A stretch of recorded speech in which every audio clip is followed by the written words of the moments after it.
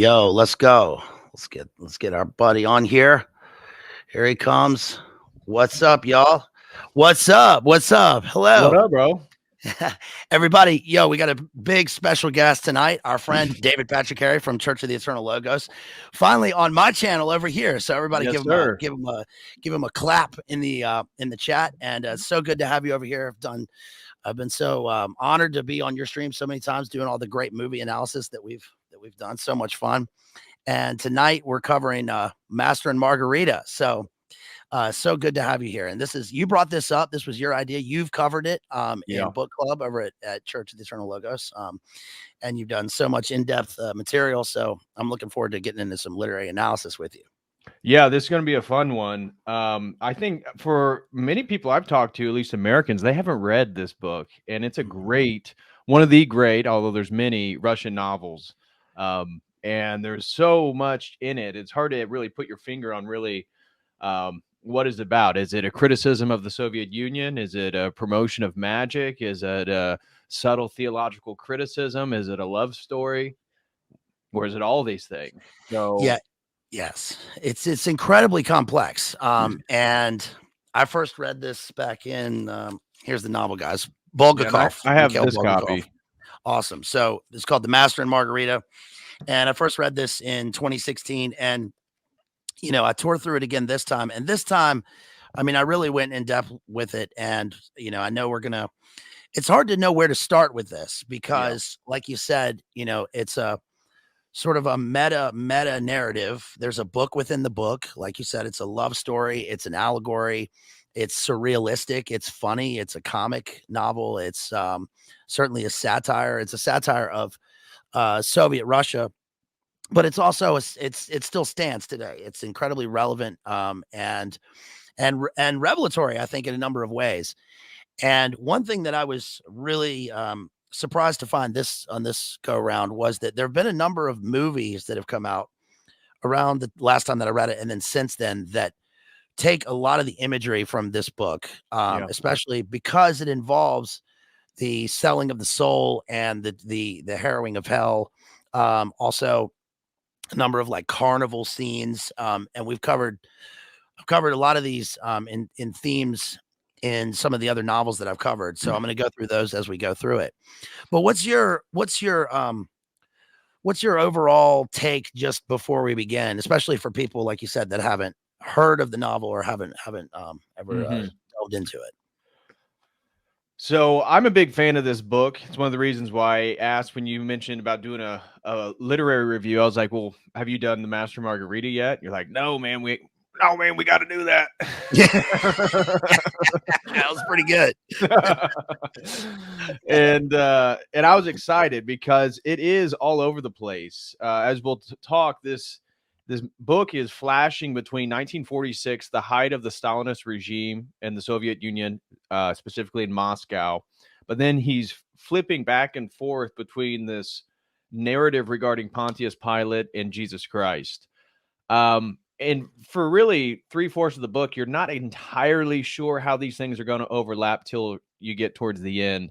And for a few of the themes that I wrote down that I think are central to the book is courage and cowardice. This is a huge theme in regards to Bulgakov is really highlighting the cowardice that is taking place amongst his fellow Soviet members and the lack of true creativity and authenticity. And that is the next one is art and authenticity. We're going to learn about the Bazed Lit society, which is the sort of literary society that he's using in the book to highlight that these people, in exchange for not actually producing authentic art, which is truthful, real, and criticizing real centers of power, they will say whatever the Soviet Union wants them to say, whatever the powers that be. And in exchange, they get to become gluttonous and engage in these, delicious meals with the finest champagnes and wines. But at the same time, they don't really do anything. And so this book, I think, is so revelatory to look at America in 2023, because there's so many themes that undergird this book that I think are very contemporaneous. In addition to, and this is where it's not exactly, I know some people say, oh, is it like an Orthodox Christian? Well, Not exactly. Certainly, Bulgakov is highlighting that the lack of the belief in God is prevalent within the Soviet Union. However, the enamoration, or at least fascination with evil, is also present. But again, they reject the reality of Jesus Christ. They reject God, generally speaking. So, ambiguity of good and evil. One of the things that Bulgakov does, which, as somebody more versed in theology, I don't know how to wrestle with, is that they sort of necessitate each other. And so Satan, again, and I don't know where to begin here because there's so much, but Satan obviously is visiting Moscow and he's creating all this chaos. But he's also an ambiguous figure because he also, in ways, brings justice due to people's true natures and revealing who they are. So the main themes I have: courage and cowardice, art and authenticity, ambiguity of good and evil, love and hope. One of the things, again, the book is titled The Master and Margarita, and as we go through, we'll find out who exactly these characters are. But Bulgakov is highlighting that authentic love is not just an emotion, but it's a force. And it's a force, a real force, and a truthful force. And we'll find that the characters of the Master and Margarita, it's through love in which they're able to engage with evil, face Satan, face evil, and also not be scared of it.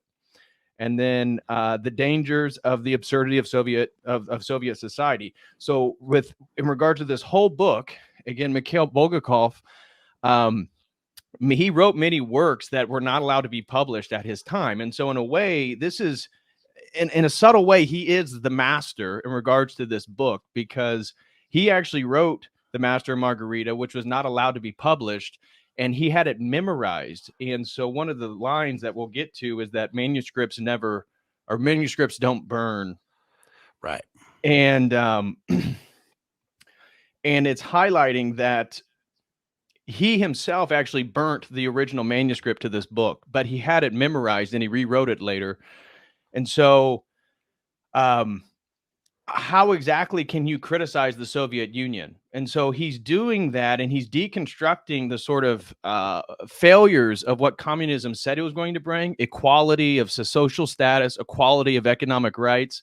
But he highlights in this book that actually it's not the case at all. And most people are totally self-centered and egotistical and just interested for what they can get out of it. Yeah, excellent. I think that one of the overriding themes when I reread the book is something you don't get to until the very climax of the book, which is a peace through grace.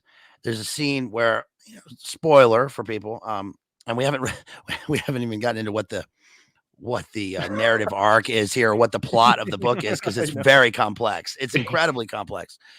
But at the climax of the book, the master is told, or they basically, Woland, this character Woland, who is Satan, meets with Matthew, who tells him via Christ that he's earned peace, but not the light.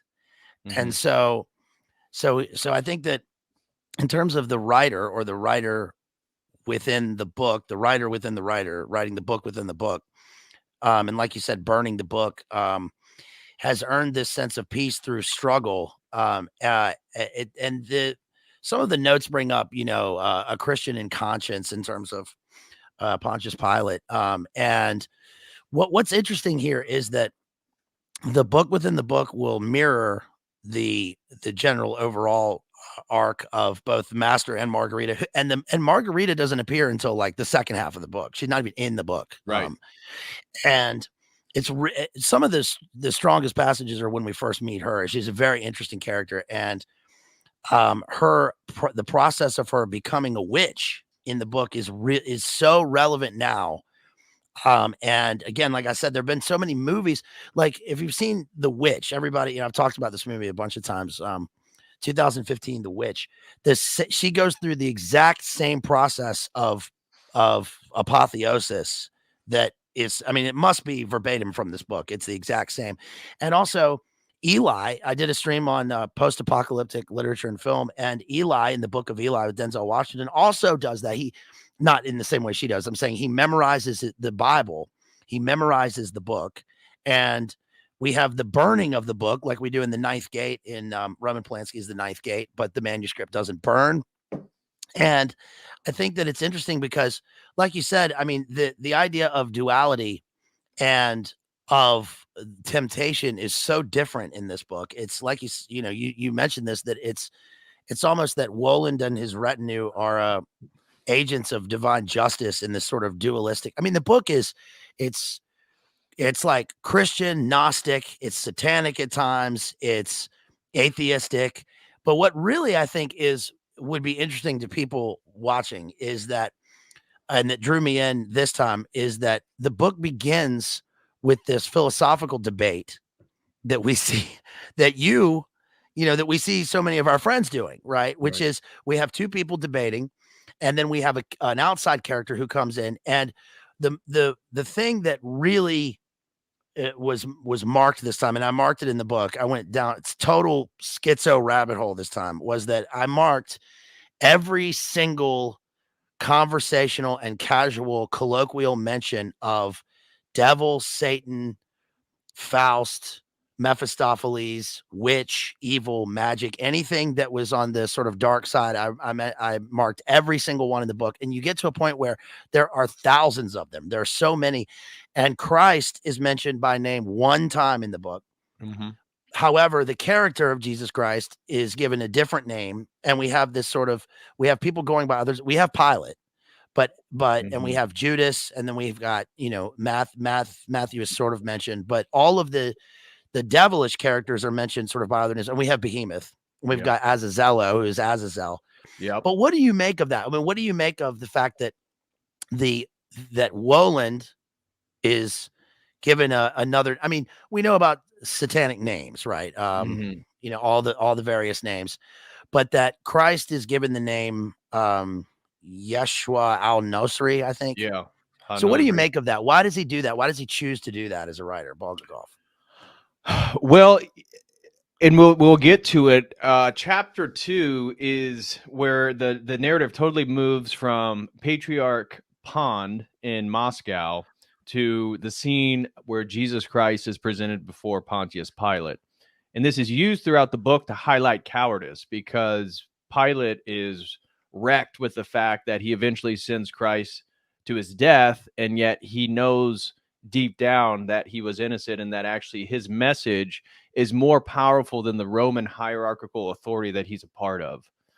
Um, and when you first read it, like I remember when I first read the book and hadn't got to the second half, I was thinking, because it's Woland, Satan, the foreigner, who is telling this story, and he's telling these two gentlemen, these two literati of, again, the sort of Moscow elite, part of this Bazed Lit society, that one of them is arguing the fact that Jesus Christ wasn't a literal historical figure, and that he is a son of God like all these other gods. And Woland, Satan, is walking by this park and hears them say this. And so then he sits down between them and is enamored by the fact that they don't believe Jesus was real, and then begins to tell this narrative. And it's not the biblical narrative. And so throughout this book, even begging the question in regards to he refers to Matthew, the gospel, Matthew the apostle, as Matthew Levi. And there's a scene where he claims that Jesus said that Matthew is a devout disciple, but he gets everything wrong when he writes it down. And so you first read it and you think, okay, well, this is Satan calling into question the reality of Scripture and the Gospels themselves. But, Bulgakov is pulling from, like, Faust is a huge influence in this book. So many Yes. references back to Faust. And so he's pulling on Slavic mythology in regards to witches and folklore. He's pulling on biblical narratives, and he's pulling on contemporary Soviet society.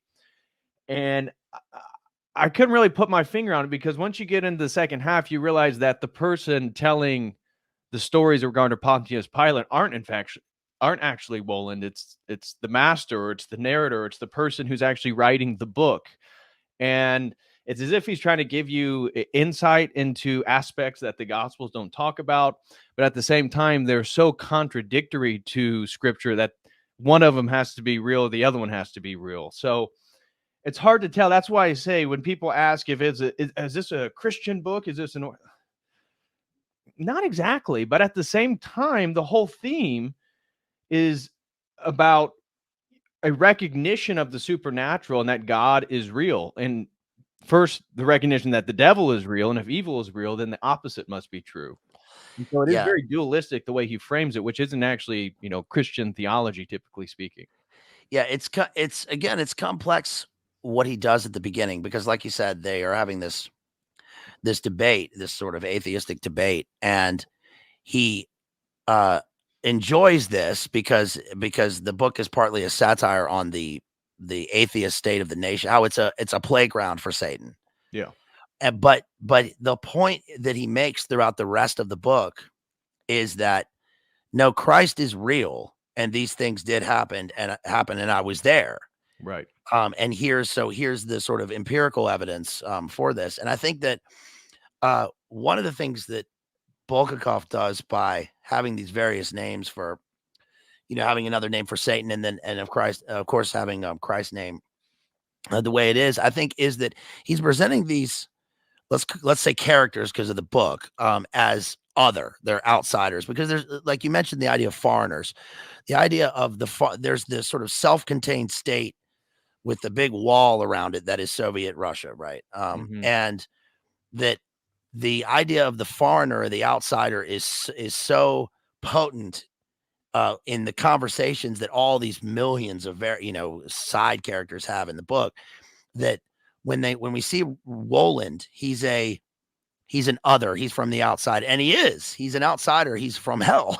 Right. And so, but when he does that, he's also presenting Christ as in this sort of everyday, like the conversations, leading in the Passion are like everyday conversations. They're testimonials, like in a court case. Yep.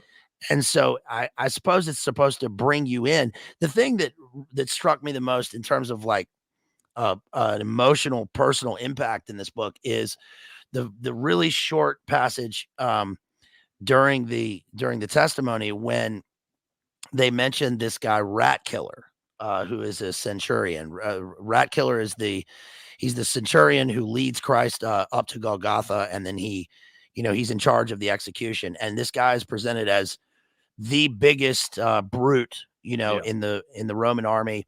He's got battle scars from fighting in Germany, and there's this part where he's been torturing Christ, Yeah. and he asks what he thinks of him, and he says, it's just to paraphrase, he says, "I don't think he's very happy. I don't think that he has any peace." And I thought that to me was really strong because it plays into the fact that with thousands of conversational colloquialisms of the devil, they'll often say like the devil take me, or Yeah. oh, the hell with that, Right. all of these mentions. Well, the name of Christ one time in the book is enough to destroy all of these thousands of other mentions of Satan or hell.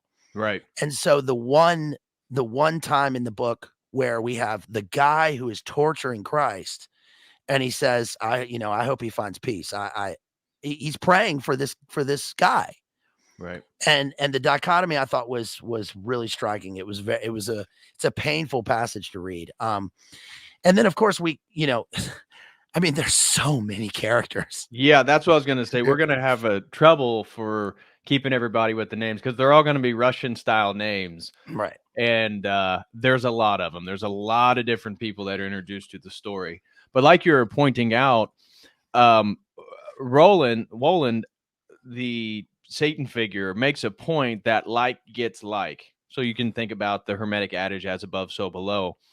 And whenever Christ is presented, what he's doing is not corresponding to what he's receiving. And this is this general theme about, again, the ambiguity of good and evil, is that for example, the Roman soldiers harassing him on their way to Golgotha, and they offer him water, which of course we know that he is thirsty according to the Gospels. When in this narrative, he declines it for somebody else who's more thirsty. And so in the second half of the book, we'll meet somebody once Satan has his enormous ball there in Moscow, is there's a woman who she's dead. Presumably she's in hell. She's brought to this ball, and she's plagued by the handkerchief which she used to suffocate her newborn baby, because that baby was born due to rape. And so again, she begot evil with evil, and therefore she's located in hell. And she's then Margarita forgives her at one point, and we see that she is then released. But again, it takes not begetting the thing in which you're receiving to actually change something, to not continue the perpetuation of these sort of evil domino effects. So what do you mean? What do you mean he's thirsty? Why wouldn't he take the water? This is dangerous. Right. Yeah, you've mentioned Faust a number of times, and Goethe's Faust is the epigraph to the book. Yeah. And in this one, the translation, it says, and so are you, after all. I am part of the power which forever wills evil and forever works good. And that's Goethe's Faust. I did an analysis of Marlowe's Dr. Faustus, which again is a completely different perspective on this, because in that one, Dr. Faustus sells the story of Faust is that he sells his soul for knowledge. He wants to be the smartest guy in the world. And then at the end of Marlowe's Dr. Faustus, Mephistopheles comes calling, and he goes through this process of wishing that everything, he wishes he could take it back. He wishes for a drop of Christ's blood to save him. He wishes for Pythagoras' metempsychosis. I wish I could just, transmigrate my soul into the soul of a cockroach, just be anything else. And then he wishes for total obliteration. But then in the end, he's taken to hell. He knows he'll have to face punishment. But in this one, it's again, like you said, it's so different. Yeah. And the book begins. We can go through. I mean, we can't go through chapter by chapter. It's a massive book. It's a thick. There's so much that happens. We can do chunks of the narrative at a time. But go ahead. So it begins. It says, "Never talk to strangers." First chapter. Yep. And it begins, one hot spring evening, just as the sun was going down, two men appeared at Patriarch's Ponds. One of them, 40-ish, wearing a gray summer suit, was short, dark-haired, bald on top, paunchy, and held his proper fedora in his hand. Black horn-rimmed glasses of supernatural proportions adorned his well-shaven face.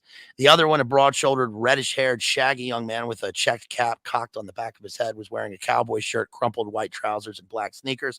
And then we meet these two guys, Berlioz and the poet Pomeroy, who wrote under the pen name Bazed Lit. Right. And they start talking. They start having this philosophical debate, like you mentioned. And just because we mentioned the two, those characters at the beginning, do you want to go through some of the major characters in the book and discuss it? Because you're adapted this, and we've got, especially in Woland's retinue. So there's kind of a reverse trinity that occurs in the book, which is we have Woland, who is Satan, right? Then we've got Behemoth, who is which is a humanoid cat, right? So it's a big fat black cat that walks on 2 feet and can talk and drinks from glasses of water with a single paw. So yes, this is one of the right-hand men of Woland, along with Koroviev, which is the man who can sort of be anywhere. He kind of vanishes. This begins the story. Then we have Azazello, which is the red-headed gentleman that you were just describing with the yellow fang, and he is representative Azazel, an actual demon, again according to biblical tradition. And then you have Hela, which is a seductive succubus who's naked and smells like sulfur. So she smells like the undead. But when she'll kiss people and engage with various figures in the book and turn them into undead figures as well, i.e. vampires. And we've actually covered Azazel in the movie Fallen on your channel. We did an analysis of Fallen with Denzel Washington, where this demon of the air appears and there's inhabits various people. And of course, people are aware of like some of these other people. They're not in the book, but like Pazuzu is the demon who's in The Exorcist. Paimon is the demon who is in the Hereditary movie.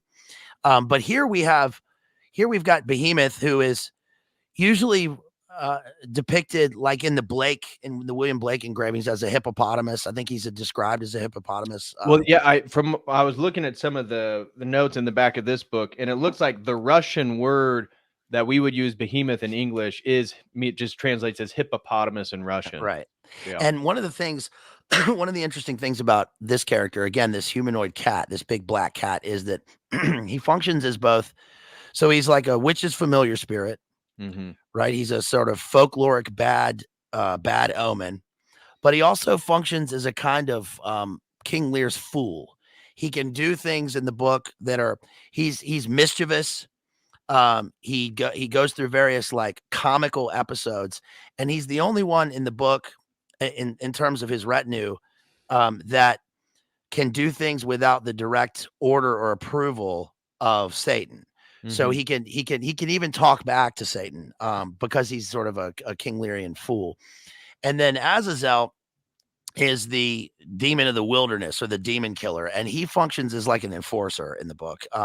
He chops, there are a bunch of decapitated head images in this book. People are getting slaughtered. He's got the ability that Jay was just talking about Dune the other night, and the Bene Gesserit, and how they have this ability to like start or stop a person's heart. And at one point, Azazel does this in the book. And so we've got this weird sort of combination of people, and they all have their episodes, which are extensive. Yes, they're extensive in the book. But then in terms of Christ's disciples, we just have Matthew. Matthew is the only one mentioned, and then Judas, the betrayer. Right. And so right away on my second page, he says, or this is the fourth page. He says, for instance, the first times where they start doing this colloquial mention, he says, Berlioz looked around miserably, not knowing what had frightened him. He turned pale, wiped his forehead with a handkerchief, and thought, "What's wrong with me? This has never happened before. My heart's playing tricks on me. I'm overtired. Maybe it's time to throw everything to the devil and go off to Kislavast." And then the next paragraph, there's a man with a small head with a jockey cap, a skimpy little check jacket that was made out of air. The man was 7 feet tall, but very narrow in the shoulders, incredibly thin, and his face, please note, had a jeering look about it. And then a few paragraphs later, "What the devil?" exclaimed the editor. There are thousands of these references. Right.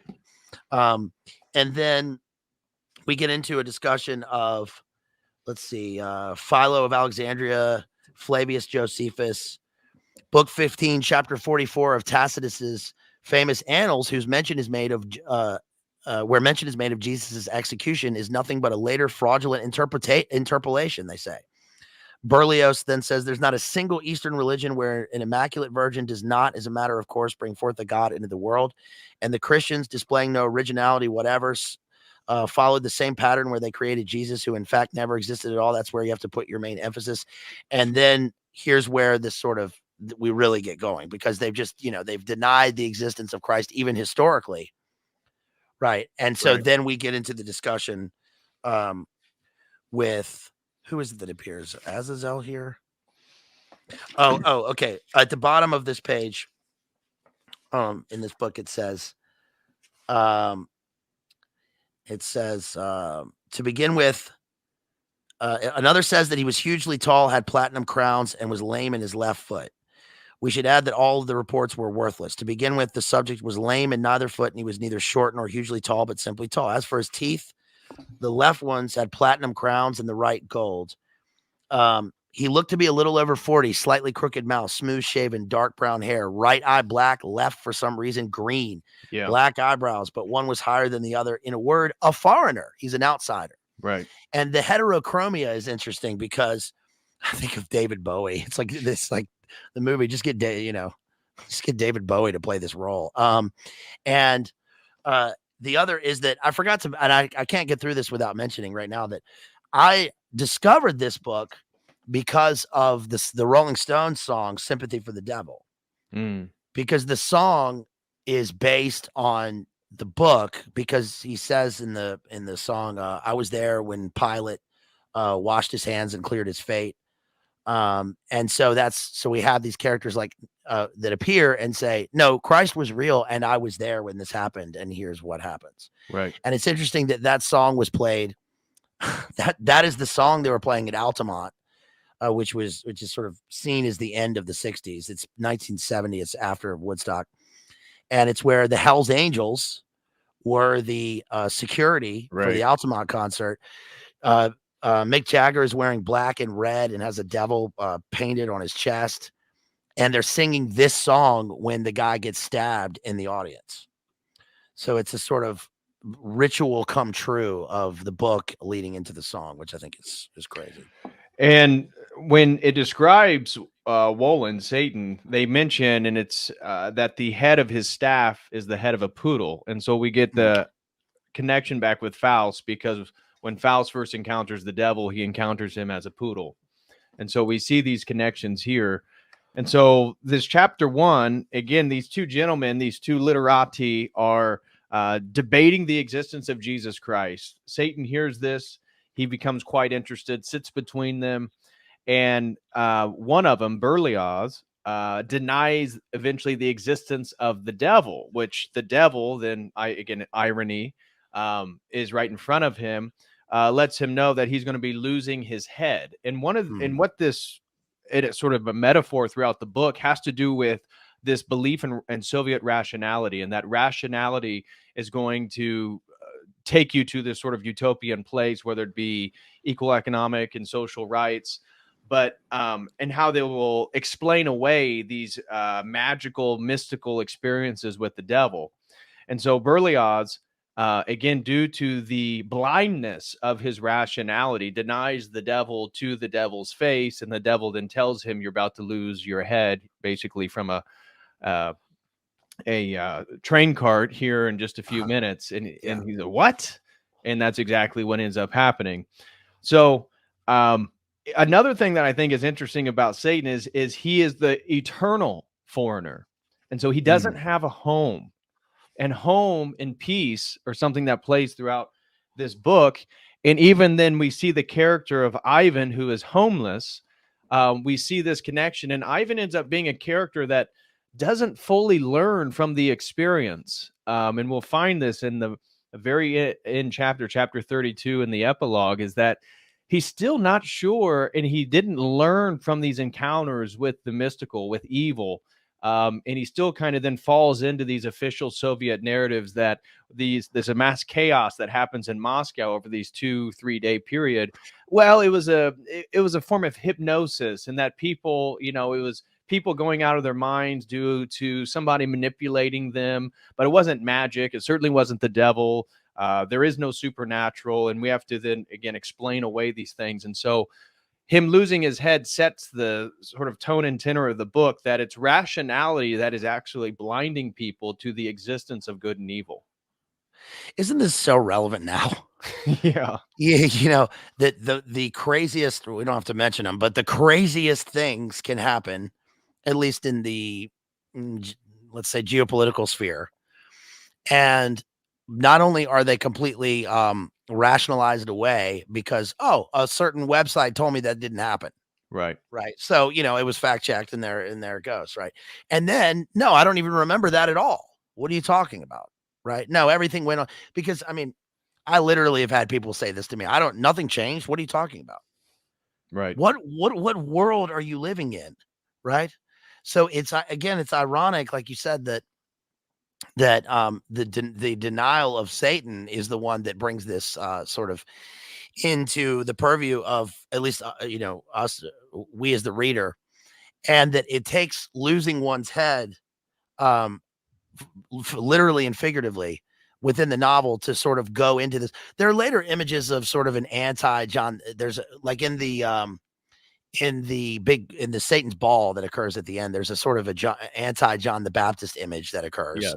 And that's interesting, because there's a whole procession of all of these people representing all the various forms of sin. Yeah. Including like Caligula's there. Yeah. and that reminded me of, there are Dantean elements in this that are strong, but this is Dante's Inferno is different, because it's a procession through hell. And even Milton's Paradise Lost, there are Miltonian references in this, but it's interesting how we get this monumental book of prose with so much complex content in it, Right. and yet there's not much in it that touches on the immensity of what you get in Paradise Lost. Part of that is because it's verse and this is prose, Right. but and also part of it is that the theme is that, like you said, we have these characters presented in rational means where we're supposed to see them as sort of human beings. Even Behemoth, who is a black cat, is constantly described as human. He's a human character, right? Even though he's physically a black cat, and people still deny that this happened. It's interesting how many times he like changes his girth, right? Yes. Sometimes he's as big as a man, and other times people are like, "Oh, I saw a black cat running through the alleyway," and it's like, yeah, he had glasses, or even on becomes and a bow tie. human with a cat-like appearance. Right? Yeah. Yeah, they do that when they it's especially, I think, brilliant at the end of the novel when they are flying through the air, right? And we see them in their truest form. Right. And then you in find the out book. he's one of the greatest court jesters that Mhm. ever lived, right? And so Right. turns out that these two right-hand men of Woland at the end, we realized one was a knight, the other one, Behemoth the cat, was actually a court jester, and they are doing penance with Woland. But again, that's what Right. my point is. This isn't exactly Christian theology, people. We're not here to educate you on theology because it doesn't really accord with that, but the meaning and the depth of this book is profound. And you used Right. a word to describe it yesterday. You said it's a bit of a labyrinth, and it really Mhm. is, because there's so many perspectives to look at the narrative from. And I think again the most interesting one is Bulgakov himself writing this book and trying to almost bring a critical awareness to so many different things: religion, evil, the Soviet Union, love, the bureaucratic structure, rationality. Like, again, even in this first chapter, when Satan is sitting in between these men on the park bench in Patriarch's Pond, he brings up the fact the guy who's denying the existence of the literality of Jesus Christ. They reference how Kant made arguments, rational arguments, logical arguments for God. And he said, "Oh, forget Kant." But again, what was Kant's greatest work? The Critique of Pure Reason. So Bulgakov, again, this is so well thought out. And to think that he burnt this whole thing and had it memorized, and that's another point that he highlights with the master, is that in Soviet Russia, if you were a true artist, true authentic art that was real and represented something that was just transcendent, would not be allowed to be published. And so writers would actually have to memorize their work to keep it. And so that's where again, as we said, the most famous saying, manuscripts don't burn, that's where that comes from two things. One, they had to memorize it, but two, if you create a real piece of art, and that's where Dostoevsky and Alexander Pushkin are referenced in this book. If you create a real piece of art, it can't die. And in fact, it's a piece of you that lives forward. And the reason why it does is because it's real and it's truthful. Yeah, he the part with Kant, for the folks at home, they mentioned Kant's proof. And he says later on, "I'm sorry," replied the stranger in a soft voice, "but in order to be in control, you have to have a definite plan for at least a reasonable period of time. So how, may I ask, can man be in control if he can't even draw up a plan for a ridiculously short period of time, say 1,000 years, and is moreover unable to ensure his own safety for even the next day? And indeed," here the stranger turned to Berlioz, "suppose you were to start controlling others and yourself, and just as you developed a taste for it, so to speak, you suddenly went and, well, got lung cancer," at which point the foreigner chuckled merrily as if he thought of lung cancer brought him some pleasure. "Yes, cancer," he repeated, and narrowing his eyes like a cat as he savored the sonorous word. "And there goes your control. No one's fate is of any interest to you except your own. Your relatives start lying to you. Wouldn't it be more correct to say that someone other than himself is in control?" And at this point, the stranger laughed a strange sort of laugh. And then and then later on, "Our brand, but rather by the cigarette case itself, it was enormous, made of pure gold. It was, as it was being opened, the blue and white fire of a diamond triangle sparkled on its cover." So what's another thing that's interesting is that the depiction of Satan is one of there's perfume, there's sensuous pleasure, there's there's later the ball, there's various costumes. He's presented The with money, black the money. the tricks made with money. Yeah, he's presented with like black silk stockings. He's got a sword instead of a cane. And but he's not seen as a trickster. I mean, Behemoth is the trickster. Right. But and that's part of this sort of anti-trinity that's in the book. But I think that it's just interesting that where the guy ends up, they start mentioning schizophrenia, by the way, in this chapter. Yeah. Well, that's a way. That's a way. Again, the book, the clinic, that is another central place within this book, is the go-to maneuver when anybody actually encounters the devil, when anybody actually encounters evil, and then tries to articulate the experience. Which, again, as you as a reader, as you're moving through the book, you know that they're telling the truth. They are met with the description as that they're mentally ill or they're schizophrenic, demonstrating again the inversion of Soviet Russia, that this immense atheistic, rationalistic society, in fact, is so divorced from reality. What do you think? One of the things that's striking to me in this book is that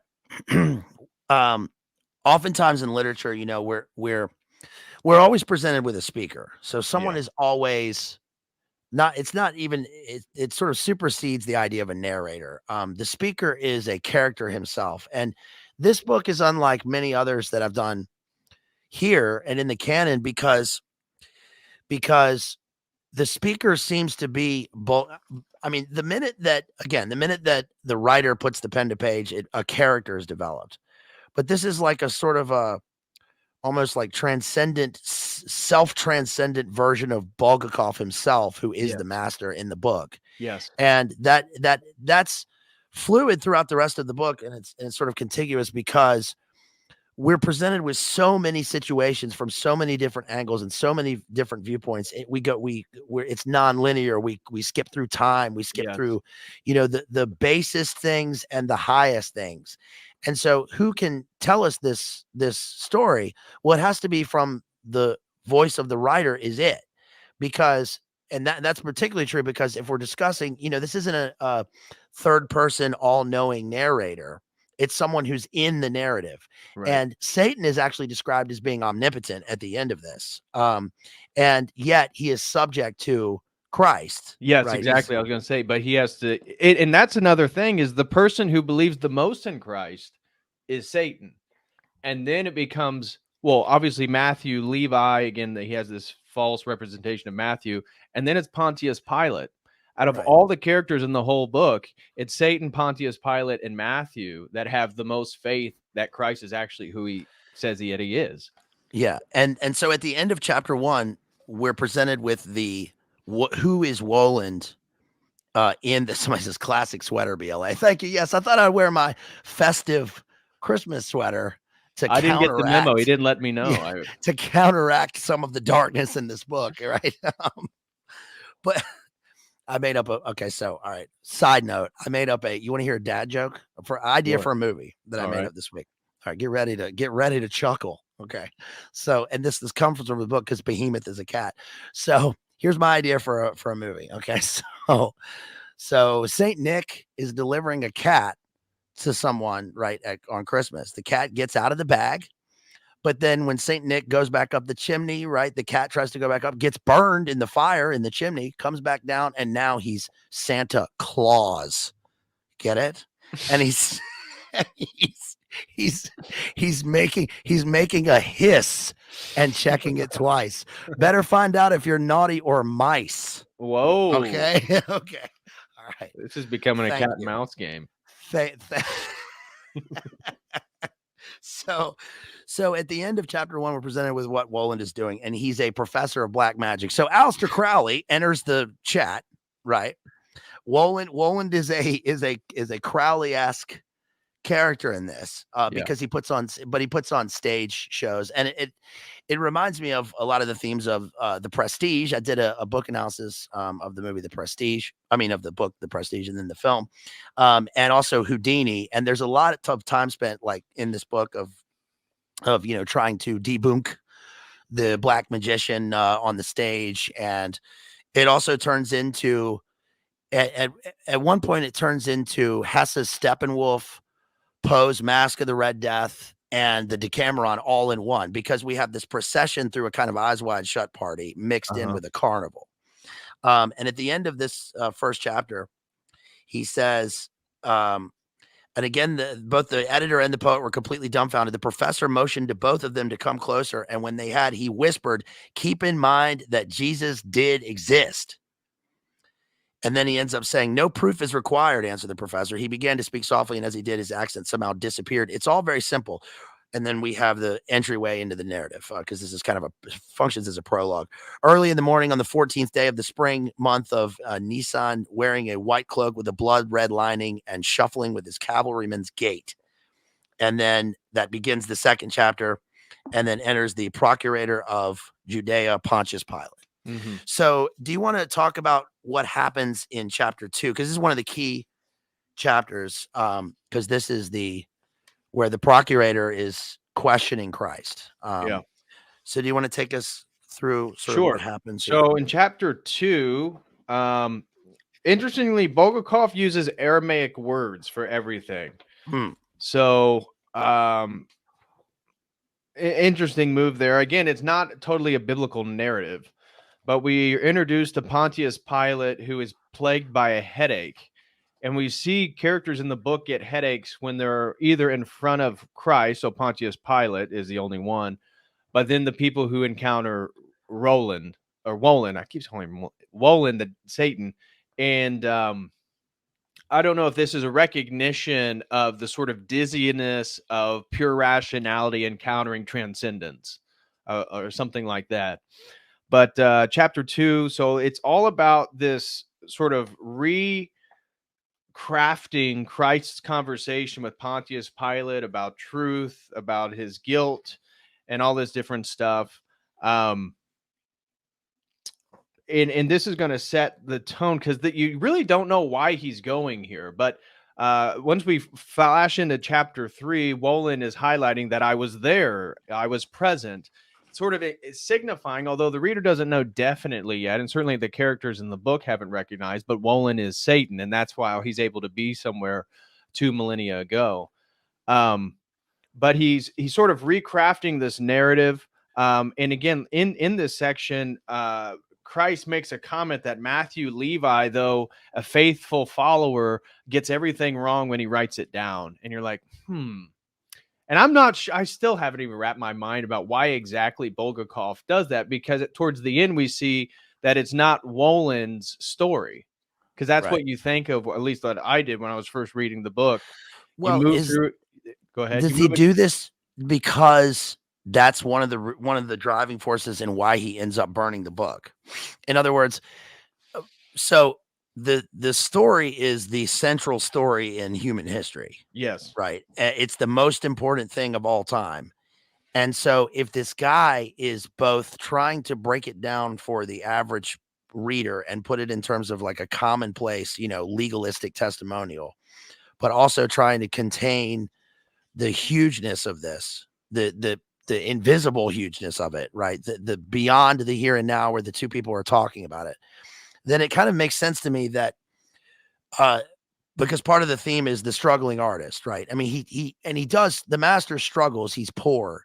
He's starving, and he's starving for his art, but his art is centered on this one thing, right? This one book. So it makes sense that in the kind of spirit of, I can never get this right. I'll never get this. It's already been written, by the way, and it's perfect, right? It's God's word. And I'm just trying to do this other thing. It makes sense that in a moment of guilt or imperfection, that the whole thing gets burned. It also reminds me of The Tempest, because at the end of The Tempest, Prospero, who's a wizard, a magician, will bury his book Full Fathom 5, right? And that's Shakespeare saying that I've completed my opus.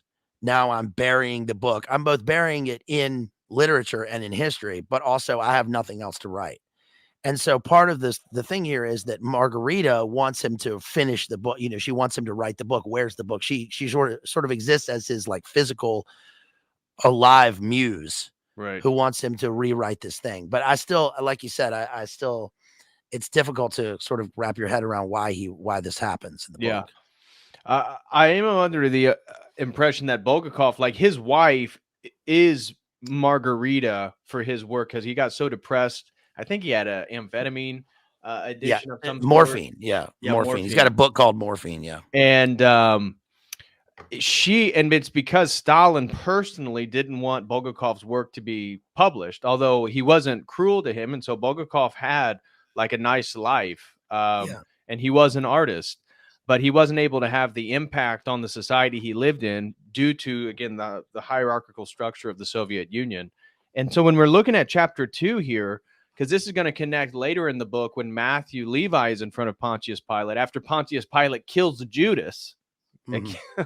So both Christ and Matthew Levi don't recognize the authority of Pilate, not in a mean way, but Matthew Levi doesn't. He asked him to take a seat and he sits on the floor instead, Yeah. demonstrating that he, even though, yeah, you're Pontius Pilate and you have the official force, again, the hierarchical force that's here, I have courage in relationship to the truth that I know, which is Christ, right? And so Christ has a line in this chapter 2 where he mentions that the temple of the old faith would fall and a new temple of truth would be built. And so Christ says, I said it that way so as to make it more understandable.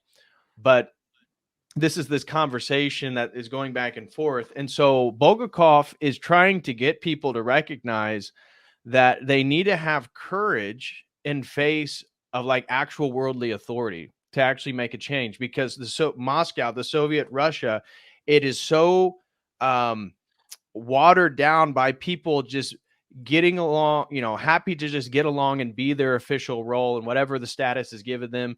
And yet at the same time, it's not some communist utopia. Everybody, because they don't believe in God, they don't recognize good and evil, they're just in it for their own pleasure and what they can get out of it. And so even though it's this bureaucratic, Gestapo-like structure of power, the people aren't in it because of the communist ideals you see people marching and asking for now. No, they live in that, and it's nothing like that. Everybody is out for themselves and trying to get what they can. Nobody actually owns anything. So when Berlioz, because a central place in this book is his apartment, and even his own uncle, who, again, Satan says he's going to send him a letter, like he tells Berlioz that you're going to lose your head here in just a moment, which he does. He dies, loses his head.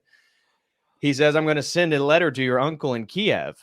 And so it turns out Behemoth, the cat, writes a letter, and he says, it was in perfect Russian, wasn't it? When his uncle finally comes to the apartment, that the uncle, knowing that his nephew had died, came all the way from Kiev to Moscow, not actually for the funeral, but to secure his apartment because it was such a prized possession. I want the apartment that contains toilet paper and caviar. That's my Russian accent. No, but yeah, and this is part of.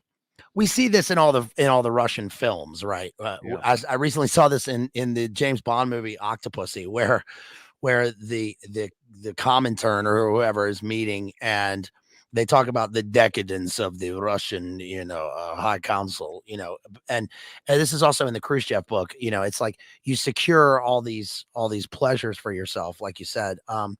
Jesse also says, was Bulgakov were you sure Bulgakov was into Crowley? I didn't say that. I didn't say Bulgakov was into Crowley. I'm saying that it is Crowley in terms of our analysis of how the character appears in the book. In fact, I did look for that to see if the two had ever crossed paths, and I can't find anything that they. I want to make a comment. Caravaggio said, "Is it really any wonder Stalin loved this book and personally approved his publication?" Well, from my understanding, he did not.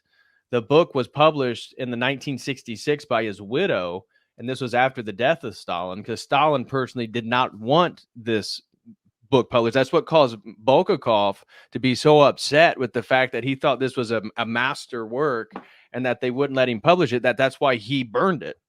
But then he ended up rewriting it. The dates for the book are like 11 years, right?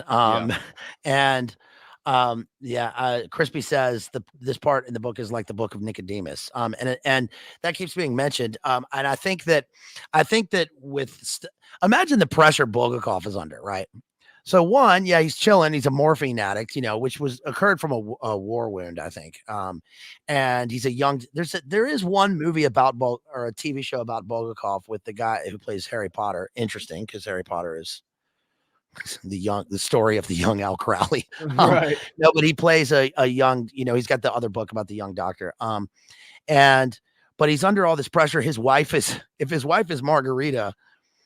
I'm not sure what to say about that. She's wild in this book. Margarita. Yeah, I don't know if his wife, but in regards to the relationship to the manuscript, because you have to remember the manuscript that's being described in this book, which is according to the book about Pontius Pilate, is really Bulgakov's manuscript himself, the Master of Margarita. This is the headiest possible subject that you can choose for a book, and he's writing it, and Stalin takes interest in this. Right, it must be incredible pressure. I mean, what's he gonna say? Well, he didn't hate it. So Caravaggio, because he didn't actually hurt Bulgakov, so he liked it enough that Bulgakov had, he lived a decent life. He wasn't like he was poor. He was allowed to be an artist. He was able to publish some stuff that went international. So he had a prestige. So international currency plays a huge part in this book. Well, Bulgakov was one of the few Russians into the Soviet era that had international currency from sales of some of his art. Right. But his thing is that in what he's describing in this book about the courage thing is that he has works that the Soviet Union will not let him publish, i.e. the manuscript to this book. And it was really depressing for him, clearly. And so apparently his wife was the only person that believed that this book was also like a masterpiece. And that's why she wanted him to rewrite it when he burned it. And she published it after he was dead. Back in chapter 2, just a couple of excerpts from this chapter. One is when Pilate is questioning him, and it says, the Roman government did not infringe upon the rights of the local religious authorities, as the high priest well knew, but in this particular instance, an obvious mistake seemed to have been made, and naturally the Roman government had an interest in correcting that mistake. And then they start talking about Barabbas. And then the language here is interesting because it says, then he looked around, surveyed the world that was visible to him, and was amazed at the change that had occurred. The rose bush, this is potent symbolic language, the rose bush laden with flowers had vanished, as had the cypresses bordering the upper terrace, and the pomegranate tree, and the white statue, and the foliage, even the foliage itself. In place of all this floated a crimson sediment in which seaweed began to sway and move somewhere, and Pilate moved along with it. Now he was engulfed by the most terrible rage of all, rage that choked and burned him, the rage of powerlessness.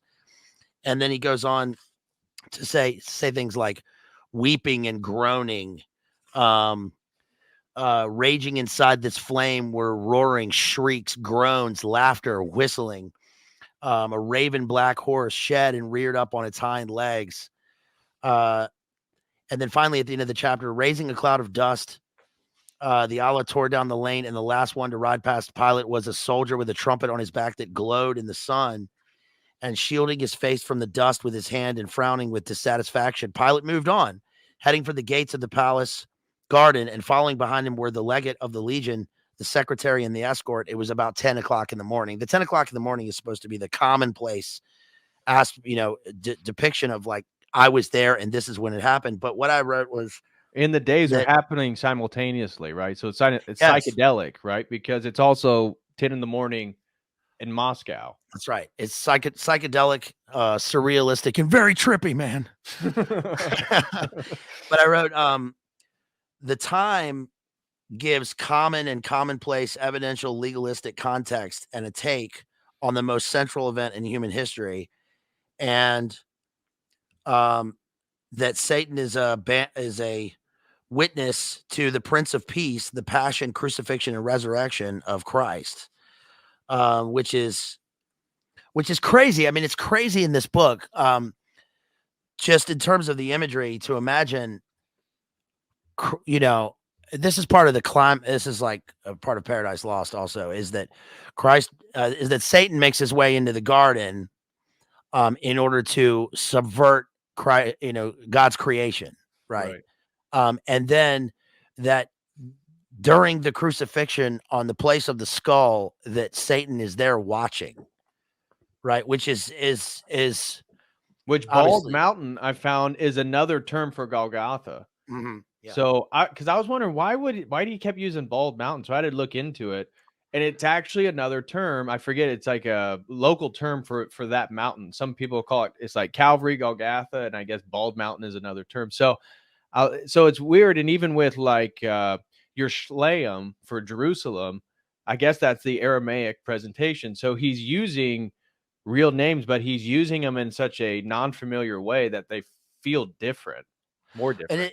it ties into the web of words that he creates in this book, Yes. because the language and the symbolic imagery and the literal and the figurative all sort of coalesce here, because there's a constant mention throughout the book again of heads, Yes. right? Bald heads being chopped off, and here Yeah. we have And the rationality and being yes, limited by it.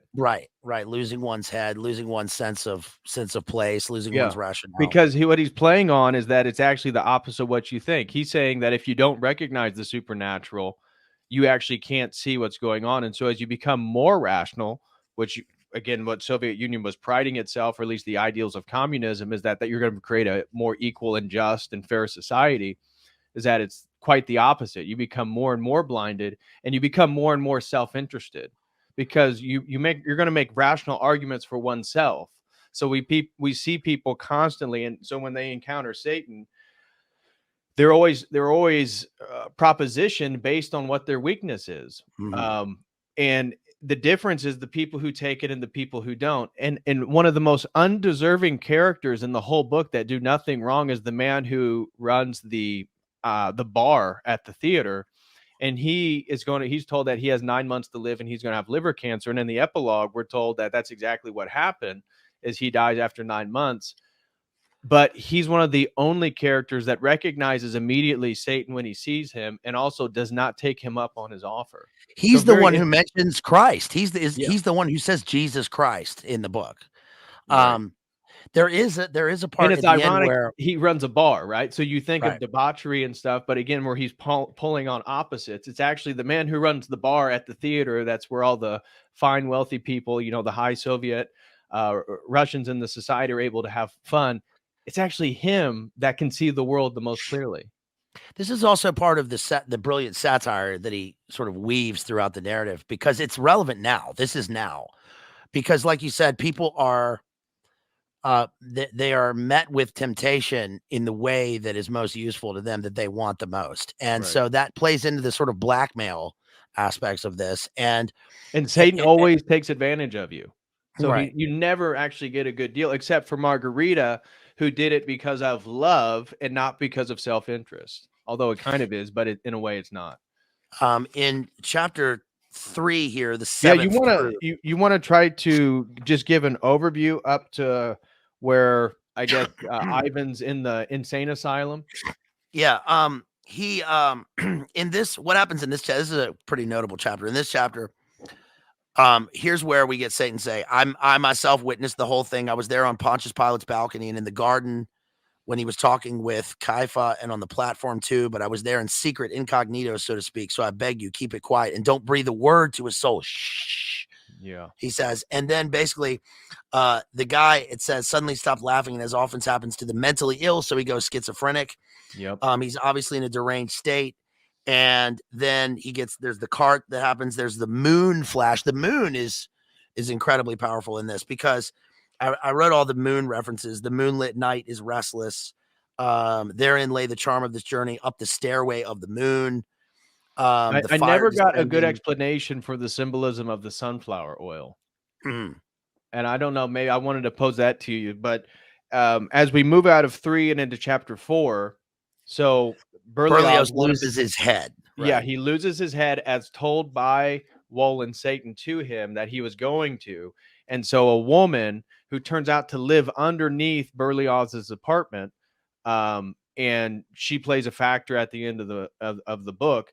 She spills sunflower oil on the ground, causing him to slip at the same time that the train cart is coming, and cuts his head off right then and there.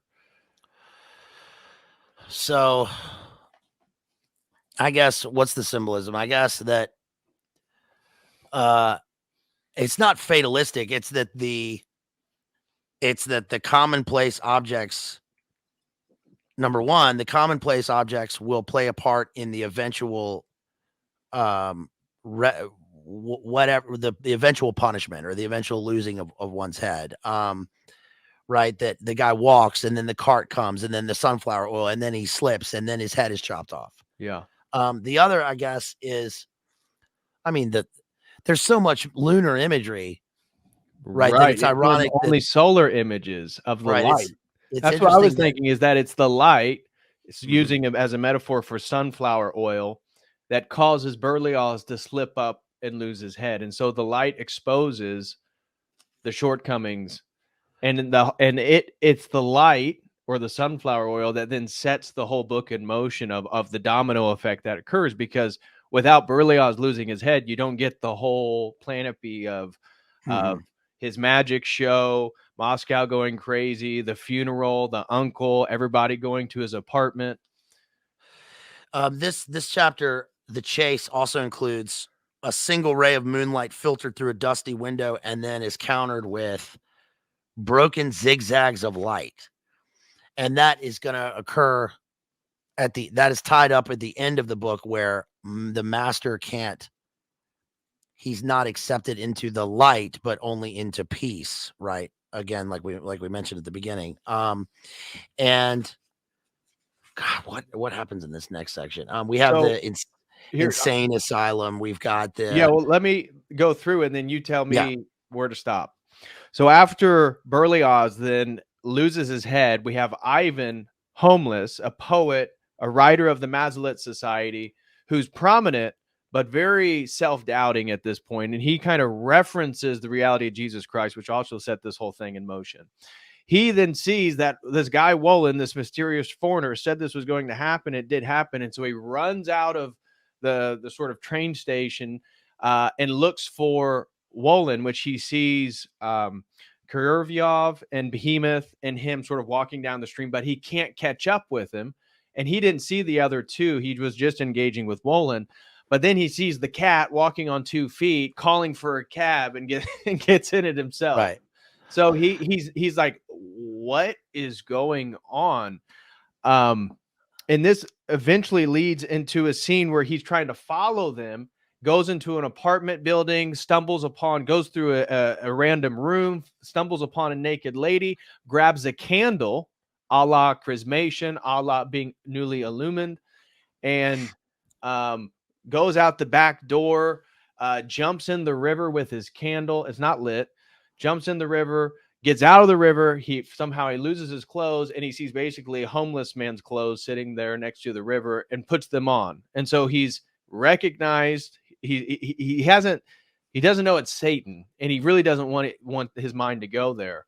But this Ivan guy is chasing what he perceived to be Woland in this group of characters, and eventually he makes his way back to where the Bazed Lit Society is going to have their dinner, where all the literati and all the writers, but none of them actually write anything authentic because none of them have courage. And so therefore all of the things that they put out is propaganda by the Soviet Union. Well, you get to see that they live this gluttonous life. They're in this huge ballroom, the nicest utensils, the nicest champagnes and wines. And then eventually Ivan gets there looking like a bum with a candle and in his underpants with a ripped up white shirt. So again, white, I would associate that with like a chrismation, a baptism, a new absolution. And they're like, dude, what are you doing? They call the police and they're like, you're going to have to come with us. And so he gets taken then to the mental institute or the clinic. And he's still trying to explain what he just saw to the doctor and all the people working in the Soviet Union. And they're like, it's all right, buddy. We think you're going through a schizophrenic episode. Right. So he goes through a baptism, a sort of ritual initiation, a baptism of blood, goes through a baptism in the river, emerges poor, right? He's flipped in terms of his personality. Now they see him as insane. And I think that if I was to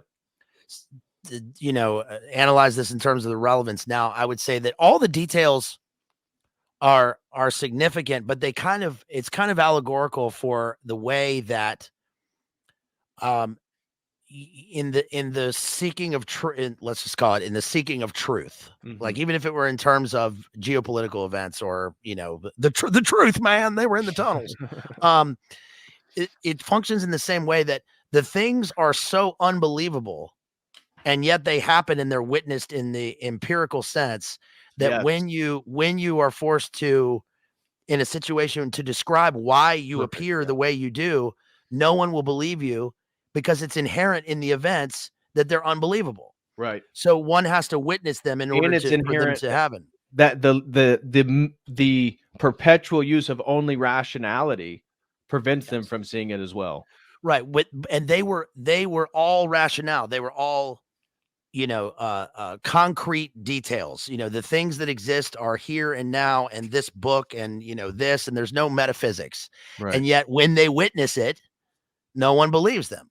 Right. So it's inherent in the very notion of the argument at the beginning that there's something beyond the concrete happening right now. There's the world of ideas, which is interesting because they're arguing about ideas.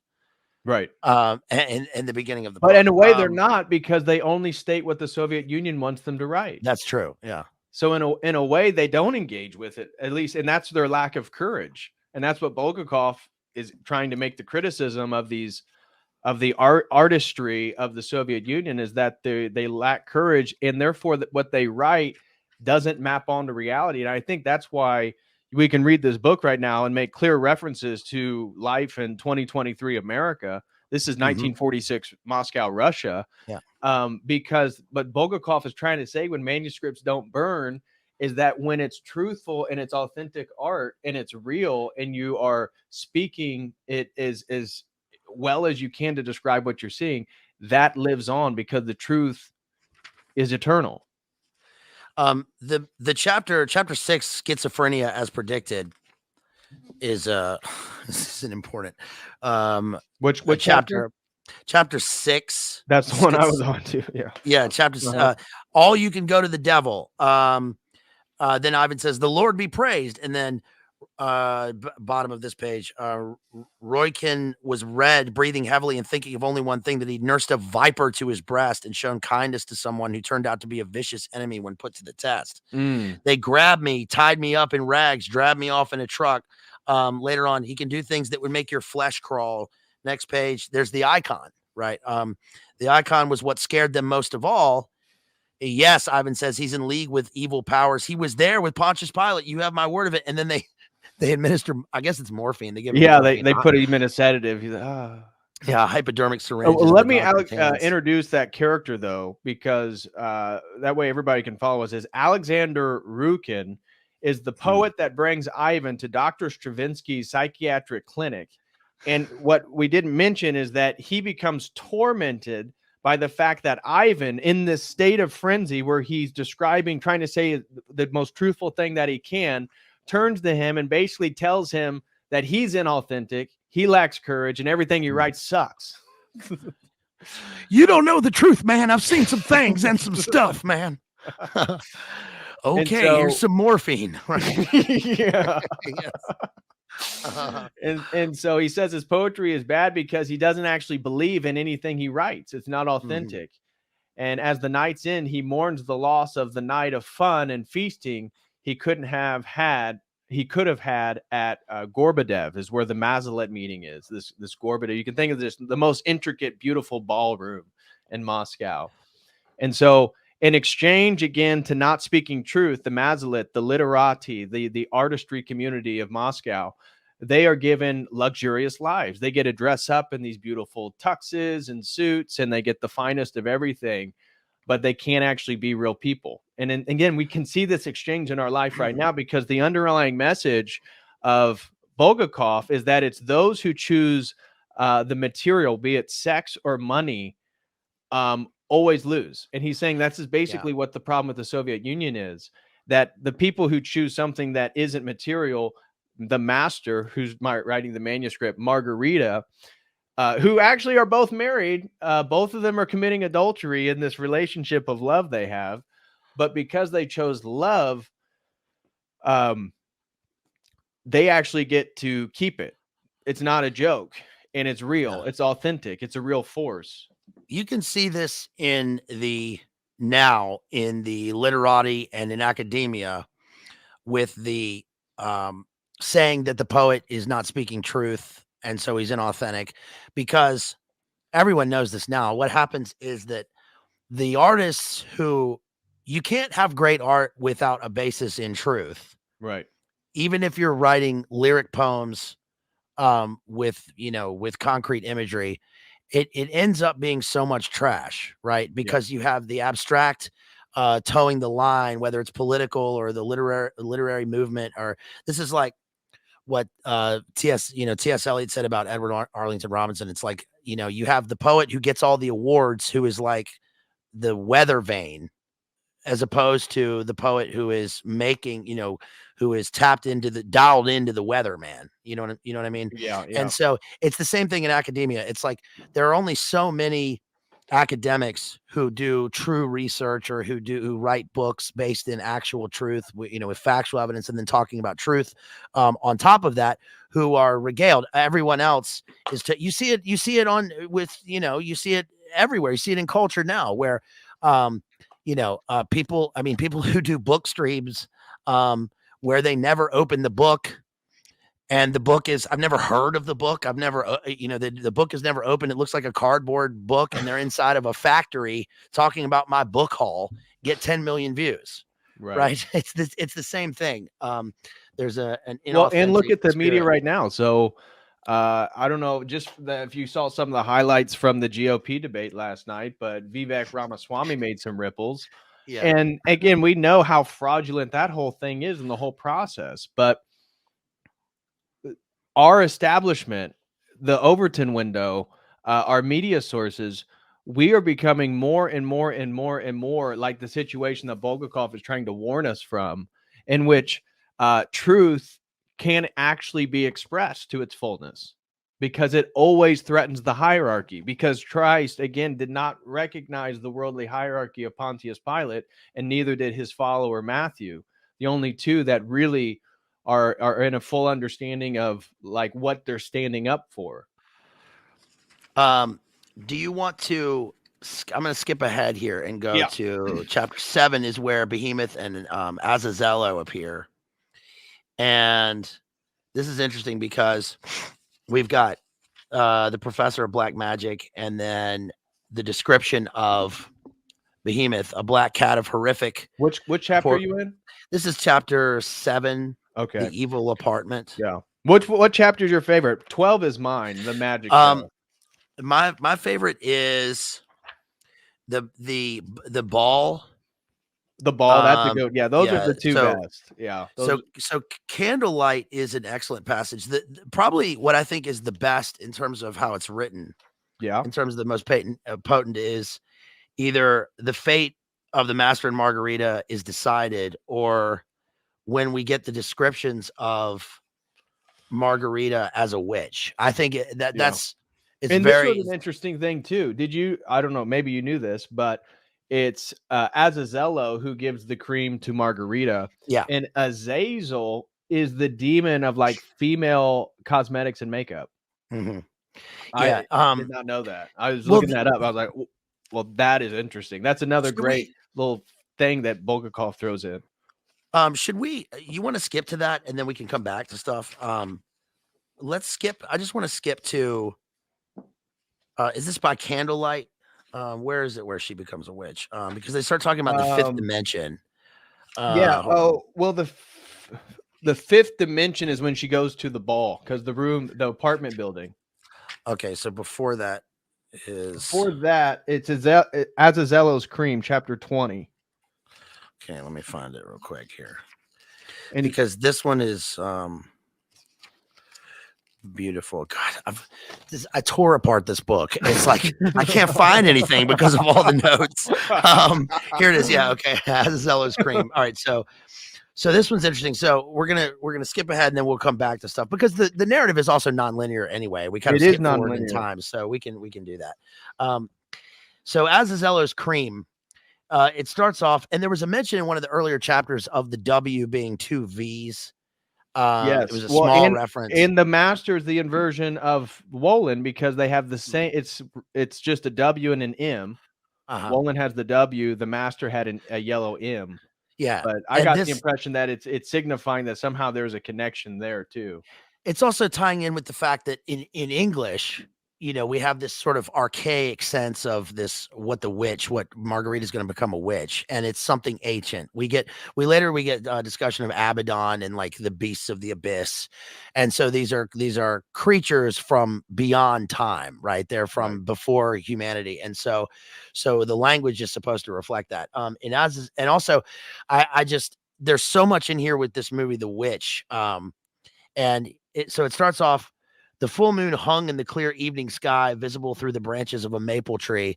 The lindens and acacias traced an intricate pattern of spots on the garden floor. I mean, even those few sentences are brilliant to me because, and then later at the end of the paragraph, the room smelled of perfume is a rhyme. There's an internal rhyme in the sentence. And from somewhere came the smell of a red hot iron.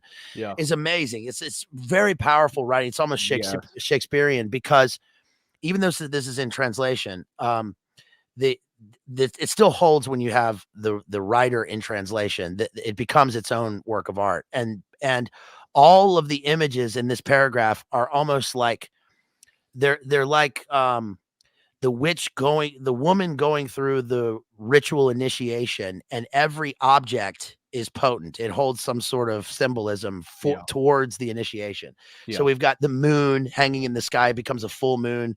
We have talk of nature, the garden floor. We've got the garden of Gethsemane references. And then we've got like sort of later on, there's talk of the parquet floor, and then it becomes a sort of a checkerboard. There was the zigzag of light.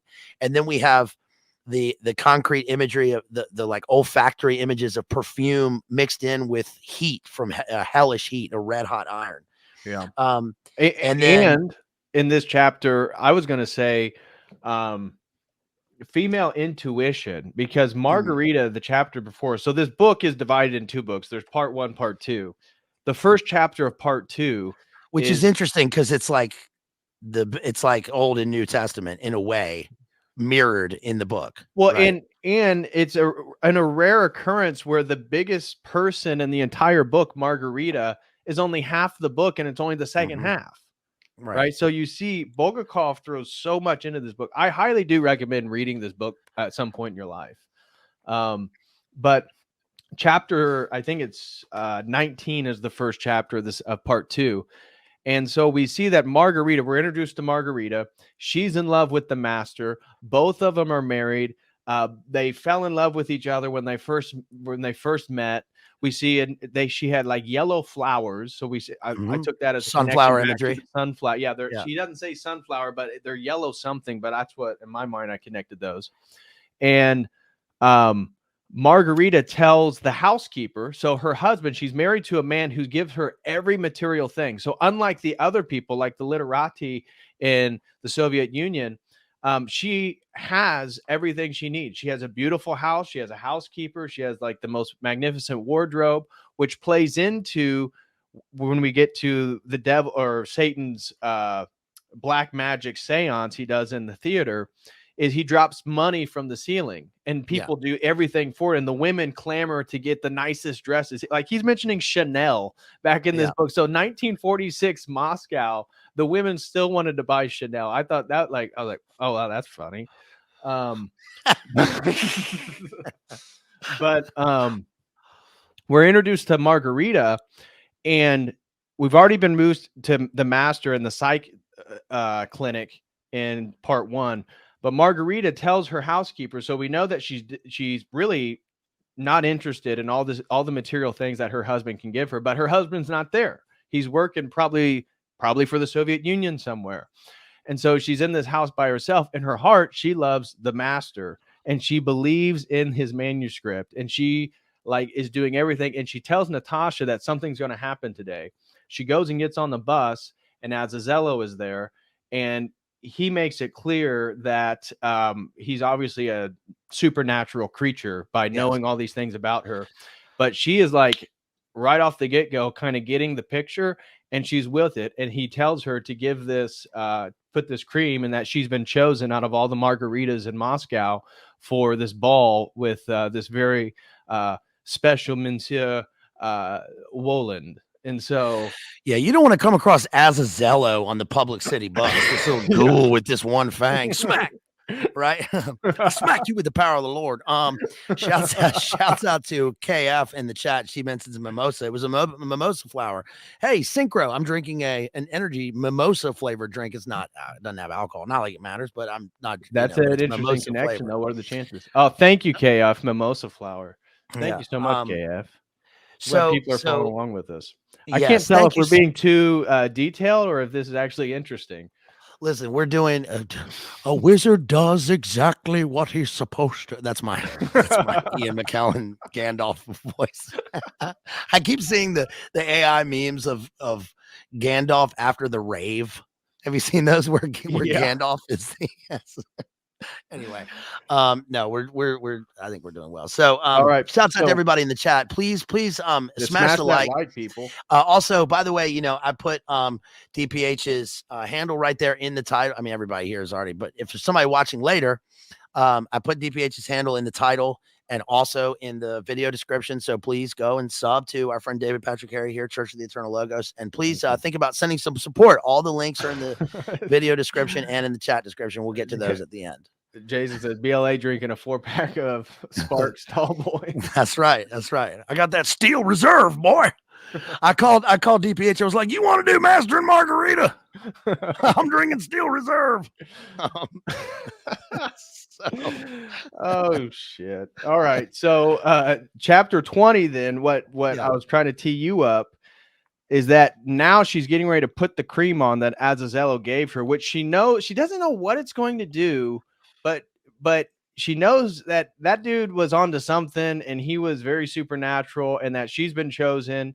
And she just in her heart knows that somehow this is tied to her getting back to the master. And that's what I was tying into the female intuition, is that this whole second thing is because somehow Margarita, she's willing to do all these things again. Then that's the courage that Bulgakov is trying to say. And that's why I say love is actually a force, because it's her courage, because her intuitive love for him knows that somehow these processes, but at the same time, why it's not Christian is because she's making deals with the devil. Right. They're like, you want to sign this contract? She's like, yes. They're like, you don't even know what's in it. She's like, I'm all for it. And they give her, Azazello gives her the total opposite of Jamie's tallow cream in the Jay's Analysis store. This is the total opposite. This is, if you've seen The Witch, I can't really describe it too much, but there's a scene where one of the family members gets taken away by the witch, and then we see the scene of the witch in her hovel squanching and scorching the family member, and then rubbing the body. It's made of a human of innocence paste all over her body. It's really sick. And then she looks into the full moonlight in the maple tree limb or the elm tree, and then starts floating. That's how she flies. And that's exactly what happens here. Also, she's going to be bathed in blood multiple times. People are going to rub blood on her. And her skin, she's only 30 years old. This woman's 30 years old, and her skin goes back to when she was 20. Mm-hmm. And then Natasha comes in, her housekeeper sees her and tells her how beautiful she looks. And again, she starts like floating. A broomstick comes out of nowhere and she starts riding around Moscow. She starts flying. Yeah, she starts playing Quidditch. So this is an external transhumanism, right? She's forever young. She's living forever. She has an eternal youth, because what I took this as the cream is made of this. I mean, there's no reason why this isn't Chanel cream. This is like making her so youthful that she floats above her body. Figuratively, but then literally she floats and she can fly. She becomes a demon. She's invisible if she wants to be. That's right. Yeah, just like Al. It's the story of Aleister Crowley. I always thought this was funny. He's walking down the street with some reporter, and he says, "Do you know that I can become invisible?" And the guy's like, I thought we were going to Wendy's, right? And he's like, watch this. And the guy says, all of a sudden, Crowley appeared as a specter walking down the street. And by the way, did you know I gave Winston Churchill the V for victory sign? And the guy's like, look, man, I just want some McNuggies. All right. No, but it says her eyebrows, which had been plucked thread thin at the ends, had thickened and now arched evenly over her eyes, which had become green. It's interesting because green eyes and green symbolism appears. If you watch this channel, green appears constantly in these books with demonic imagery. The emerald symbolism is constantly there. It was in Frankenstein. It's in American Psycho. It's in all these books. And it says, gone were the yellowish shadows around her temples and barely noticeable crow's feet at the outer corners of her eyes. There in the mirror, like you said, staring back at the 30-year-old Margarita, was a 20-year-old woman with naturally curly black hair showing her teeth and laughing unrestrainedly. So she's looking at her sight, this is a psychic image, right? Where she's going through the looking glass and she's seeing herself as a youth. Having laughed her fill, it's a maniacal laughter, Margarita swept off her robe, scooped up a generous glob of the light greasy cream and began rubbing it vigorously all over her body, which immediately became rosy and began to glow. She felt as if a needle had been removed from her brain. The muscles in her arms and legs got stronger, and then Margarita's body became weightless. She gave a little jump and stayed suspended in the air just above the carpet, and then she felt a slow downward pull. It was back on the ground. What a cream! What a cream! She says. Go ahead. I don't mean keep going. Well, the next part, it just says that the cream had transformed more than her appearance, and now her whole body, every part of it, surged with joy.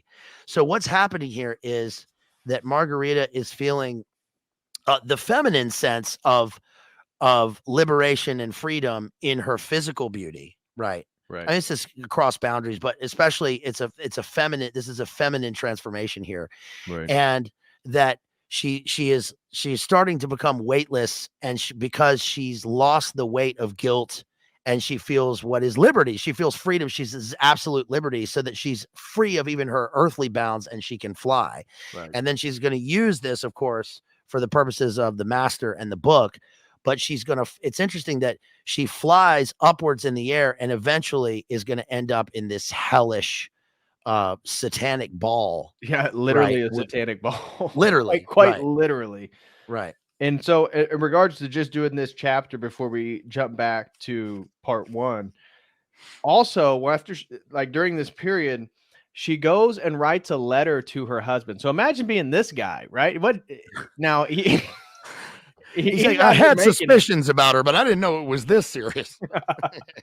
But she so this is again the twofoldness of the sort of ambiguity of good and evil. Bulgakov in everything that's good except for Christ and in a way Matthew Levi, but everybody else both does good and bad at the same time. So she's committing adultery, but she's also in love and is selfless for that authentic love. So the premise is that the love she has between the master is genuine, real love.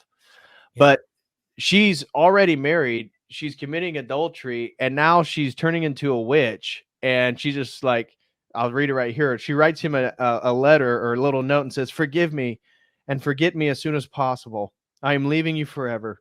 Do not look for me. It is useless. I've become a witch from the grief and calamities that have struck me. It's time for me to go. Farewell, Margarita." He's like too long didn't read. Bye, bitch. I was ready to get rid of your ass.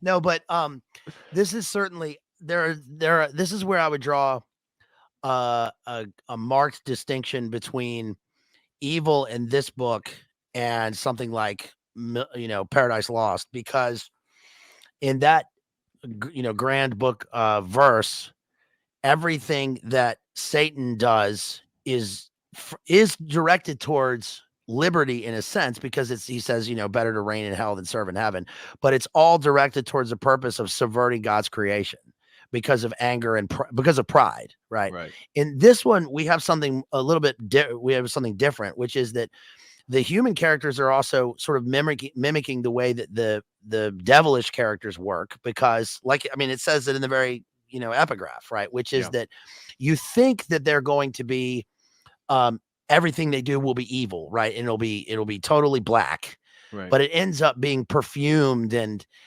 sensual and sensuous, which is is truthful, I think, right? It's because they appeal to the passions that enslave people, and they appear in various guises and forms to tempt them. And she on the next page, there's just one part here where she starts to fly. Margarita pulled the shade aside and sat sideways on the windowsill, her hands clasped on her knee. The moonlight caressed her right side. Margarita raised her head toward the moon and assumed a pensive and poetic expression. It, it's again, this is like a Masonic ritual or something, right? Everything has a sort of a background and a pedigree in terms of what she's doing. There's a lot about knees in this. Yeah. As is, Satan has a burning knee, right? Like as if Yeah. he refuses to genuflect in front of God. And the people are constantly, their legs hurt, their knees hurt. And in here, it's like she's assuming this muse position to the moon. There's also obviously like, Diana Artemis imagery here. Yes. The husband's like, damn, I knew you were going to the Ren Fair and you were kind of weird, right? But this is too much. And she becomes invisible. She becomes invisible and she flies. Farewell, Natasha. Right. She flew out over the gates and into the street, and the totally crazed Waltz followed her aloft. So the Waltz is interesting because it reminds me of obviously of Eyes Wide Shut. This is like Schnitzler's Traum novelle, the dream story, and it's the same in Mask of the Red Death. It's the same in Hesse's Steppenwolf, where we have this carnival that goes on with a kind of a demonic waltz where the characters are dancing into a frenzy. Right. In subservience to Satan. In the next chapter again, it begins invisible and free, invisible and free. And then there's this chapter has a lot about another one of the themes in this, which is that the physical buildings will be an exterior sign of the inner character states, right? So houses crumble, windows get smashed, mirrors get broken, and moonlight and zigzagging imagery. You want to flip back to part Yeah. 1? Yeah, let's flip back. Okay, so we left off where Ivan is in the psych ward. Mm-hmm. And this is all leading up to, so obviously nobody believes him. This was one of the guys that's sitting on the bench at Patriarch Pond. And crazy stuff happened the night before at the Bazed Lit when Ivan came. And so now he's in the psych ward and they don't believe him. He ends up this isn't one of these chapters where the Woland then shushes him, right? Because he's trying to, so I think it's like 7 or 8 where Ivan's in the psych ward and he's sort of giving up because twice he's woken up and tried to explain to them that he still believes somebody needs to stop them from doing what they're doing, and they just sedate him again. More morphine. Yeah. So like twice he like tries to tell people, he gets sedated, and he's kind of wheeled out in the community room, I guess, and like over on the veranda, it's at night, and the nurse doesn't see, and out of her purview, Woland is there, Satan, and he's looking at Ivan. So he's kind of messed up. So he doesn't know if he's really seeing it or if he's not seeing it, but he's like, doesn't like say anything out loud, but Woland is shushing him because remember on the bench, he told him, don't tell anybody about this. And he's trying to tell everybody. Yeah. But everybody thinks he's crazy because he's actually speaking truth in a rationalistic, authoritative society. And so this, and then there's this during these chapters too, we see a few different characters brought in that work at the theater. So let me pull some of them up. Yeah.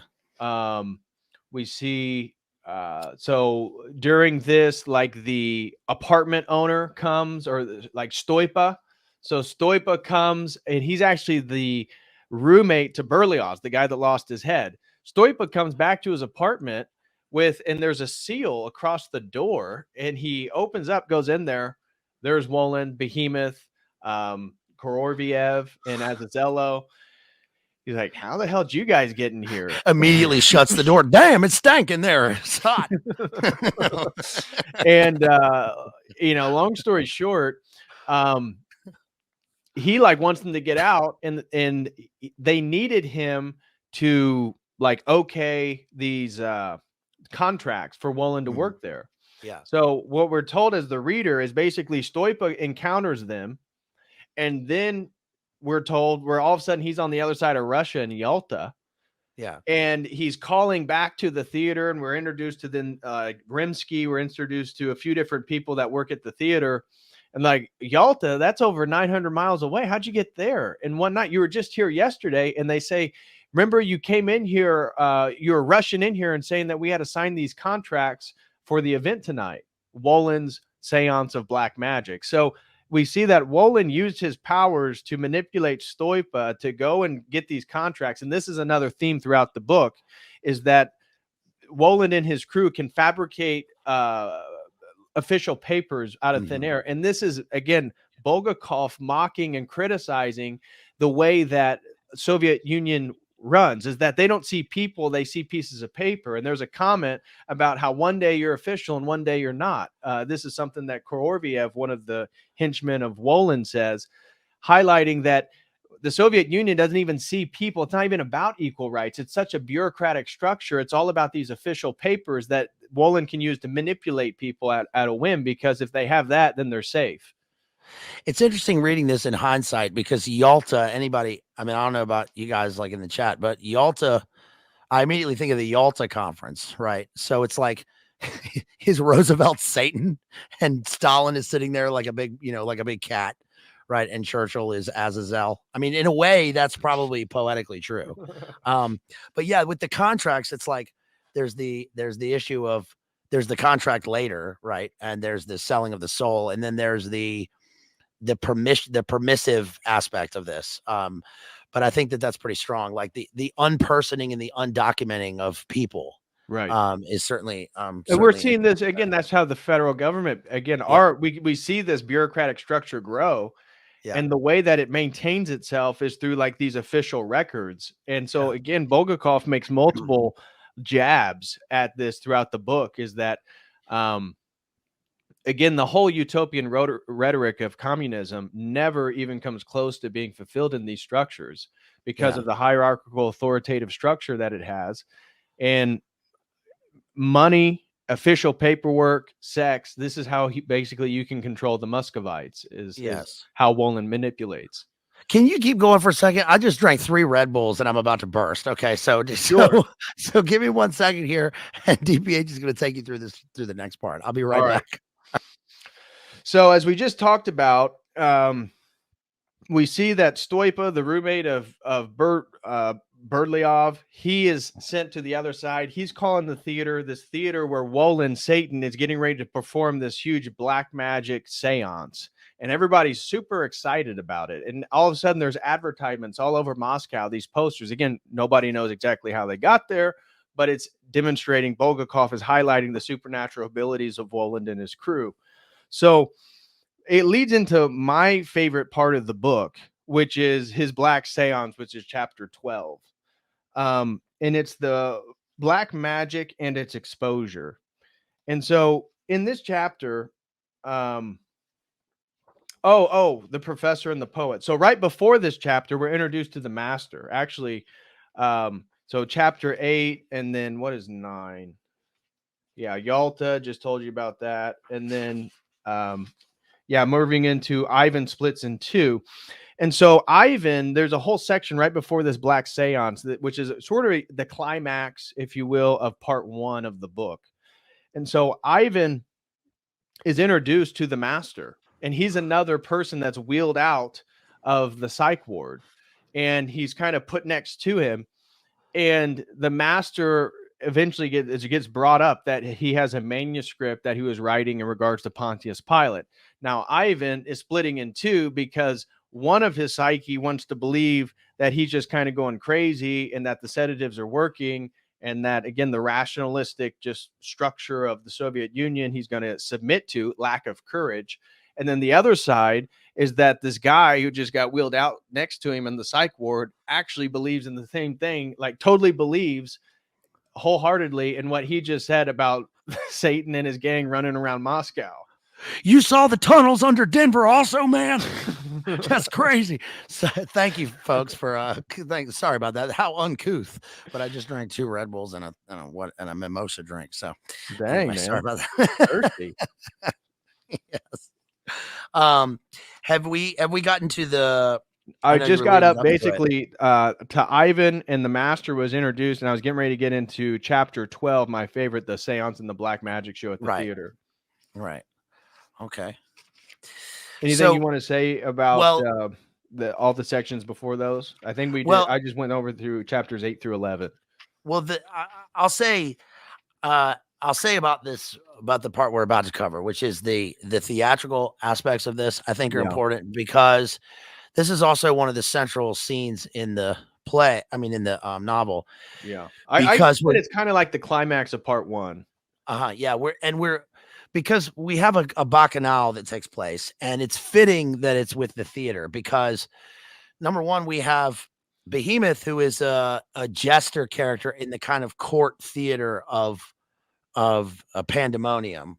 There's a pandemonium caused in the theater scene we're about to read, and also that actors are interesting because in any sort of authoritarian regime, I mean, even now, right here and now, because they are playing roles of other people. So there's a kind of suspension of disbelief that occurs in terms of just the theater in general.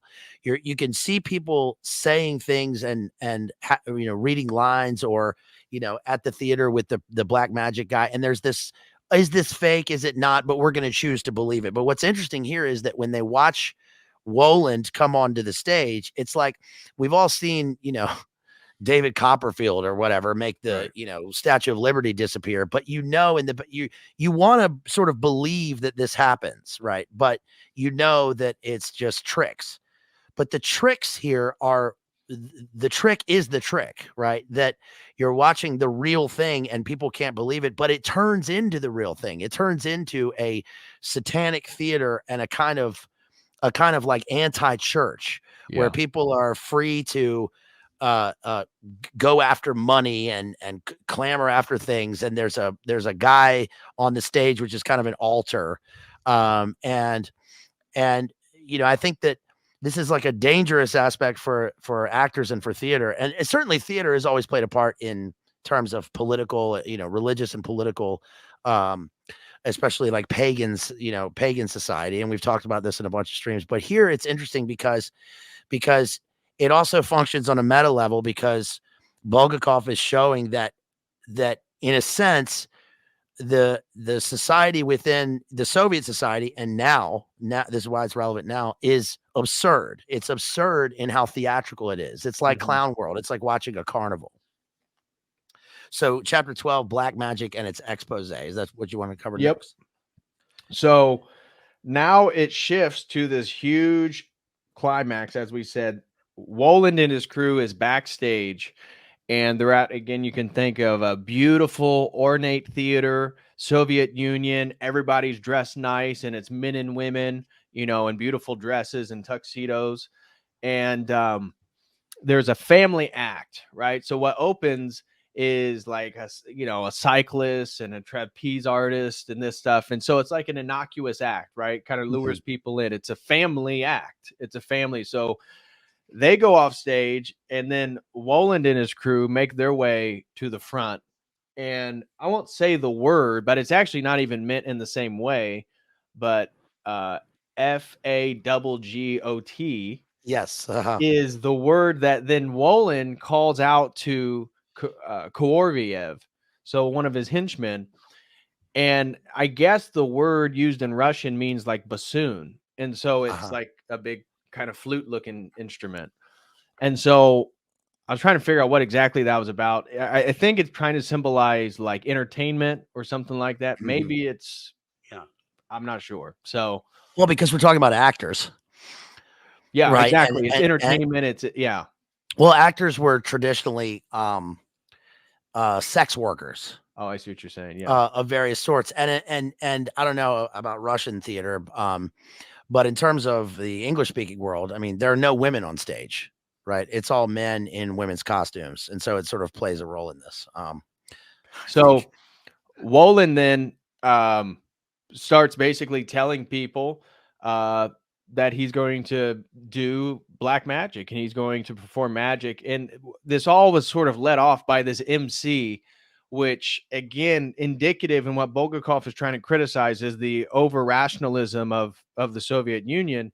Is he's like, we're going to have the great and wonderful Woland, and then when he's coming out, he says, but magic isn't real, so he's got to show us how some of these tricks work. And this is this idea. And one of the themes is whenever you deny the devil to his face, it's like he's able to do something over you. And so he has a sort of power. And so what we see is that first the MC does this, and then he makes a comment about it. And then Behemoth, the cat, starts doing a card trick where he's making entire packs of cards appear in people's pockets. And the person will be surprised and they'll, stand up and they're like, oh my gosh, how'd you do that? But somebody else will say, well, he's a plant, tell us how you did the trick. And then Behemoth would make that person, have a pocket full of cards or whatever it was. Right. And then all of a sudden it leads into Woland making it rain with money. And everybody just goes crazy and tries to gather up as much as they can, jumping over each other. And then he brings out, like, on stage, he opens up like this wardrobe, and that's where I was talking about the Chanel stuff. It's like the latest of Paris fashion in 1946. And the women could have access to it, which in Soviet times, you either had to be like a high official or somebody that was allowed to travel internationally to even be aware or have access to these things. Right. So the women are just flooding the stage to get all this stuff. But as the chapter ends and everybody leaves the theater, none of it is real. And there's one point that is very interesting, is that after the making it rain, after the wardrobe, there's a man that stands up and he owns the theater and he's at the top level next to his wife. And he tells him that he needs to be honest with the people and tell them how he did it. And he said, well, why don't you be honest? And he highlights that, where were you last night? And his wife yelled, oh, he was working at the so-and-so commission. And he goes, no, you weren't. You were with that woman over there, and names her, and it was his mistress. And, you can hear the gasp of the audience. And so, again, it's the devil that's highlighting who else is lying. Right. So it's like this weird play on justice. That's the ambiguity of good and evil that Bulgakov keeps playing on. What was the deal with, in this chapter, tear off his head? Now that's an idea, Behemoth, right? And there's another tearing off of a head. The cat's black fur stood on end and he let out a spine-tingling meow. Then he shrunk into a ball and, like a panther, lunged straight at Bengalski's chest, and from there leapt onto his head. This is Poe, by the way. This is exactly what happens in Poe's The Black Cat. They unearth a wall and there's a cat on top of a man's, decomposed corpse. Mm-hmm. And with a low growl, the cat struck his chubby paws into the MC's greasy hair and with a savage howl, tore the head off on the thick neck in 2 twists. Oh, that's right. Yep. Which is part of the MC. This is the MC. Which is part of the bacchanal. Right now we have bloodshed, blood and money. And stop torturing him, for God's sake, shouted a woman. Thank you. In the loge, the magician turned in her direction. And then they said, now that we've gotten rid of that bore, let's open up a store for the ladies. That's when they open up the store, because they gotten rid of someone boring. Right now we have to get rid of the commonplace things and the people having any objections. We need more bacchanalia. And then at the end of this chapter, the guy says, but I don't understand what this has to do with magic. Yeah. And that's why he gets exposed. And so the Bukovsky, the guy, the MC, So he gets his head taken off. It horrifies the audience. Then Behemoth puts it back on his body and sends him out in the back, and he's like, he's on his way to the hospital. And apparently he lives, but again, highlighting. So imagine, again, seeing that, making it rain, the dresses appear, and then this guy gets called out. This reminds me of, first of all, they do this in movies. They do this in the Tim Burton Batman movie, The Joker. You know, Jack Nicholson's Joker does this. He makes it rain on the city, and they start going crazy searching for money. Wesley Snipes does this in New Jack City. Oftentimes, there's a Luciferian character. You know, the uber villain will do this to like sort of cause pandemonium and chaos in the city. And chaos is mentioned throughout this. You know, causing chaos and you know, instability. And also the fact that the magic show, you know, again, in this prestige analysis I did and in Houdini, it's like when you go to the magic show, there's this underlying thing where, if we're talking about just stage magic, where oftentimes the characters are mimicking religion in the sense that they are being born again, or they're cheating death, or they're faking death. And Houdini did this with his drowning. David, what's the name of Leo's friend, who I'm gonna freeze myself in a block of ice for 25 days over London. You know, what's that guy's name? The guy who pulls needles out David of his, Blaine. Yeah, David Blaine. Yeah, when he goes, I'm in the Lower East Side now. I'm gonna pull needles out of my neck, right? And people, it's like they're superhuman character. But that becomes melded with, you know, K magic here, with like occult magic, because we literally have the high priest of black magic running the ceremony himself. Right. And that's supposed to be a counterpoint in the book, and this dualistic thing to this dualistic sort of paradigm of, they talk, you know, Christ is mentioned as the high priest of Judea. You know, so there are sort of two high priests mentioned, not that they're opposites, but in terms of the dualistic, you know, ideas within the book. And yes, and Christ is clearly demonstrated, at least subtly. Like I said, it's not exactly Christian, but he is the truth. The goal is to speak truth, and his authority is a totally different kind of authority. And for Bulgakov, the biggest thing is it's tied to courage. So that's like the moral message that's where it's ambiguous. It has ambiguity because it's ambiguous. There we go. Because he's always using these like both and situations, like the main love affair being adultery by both people. Yeah.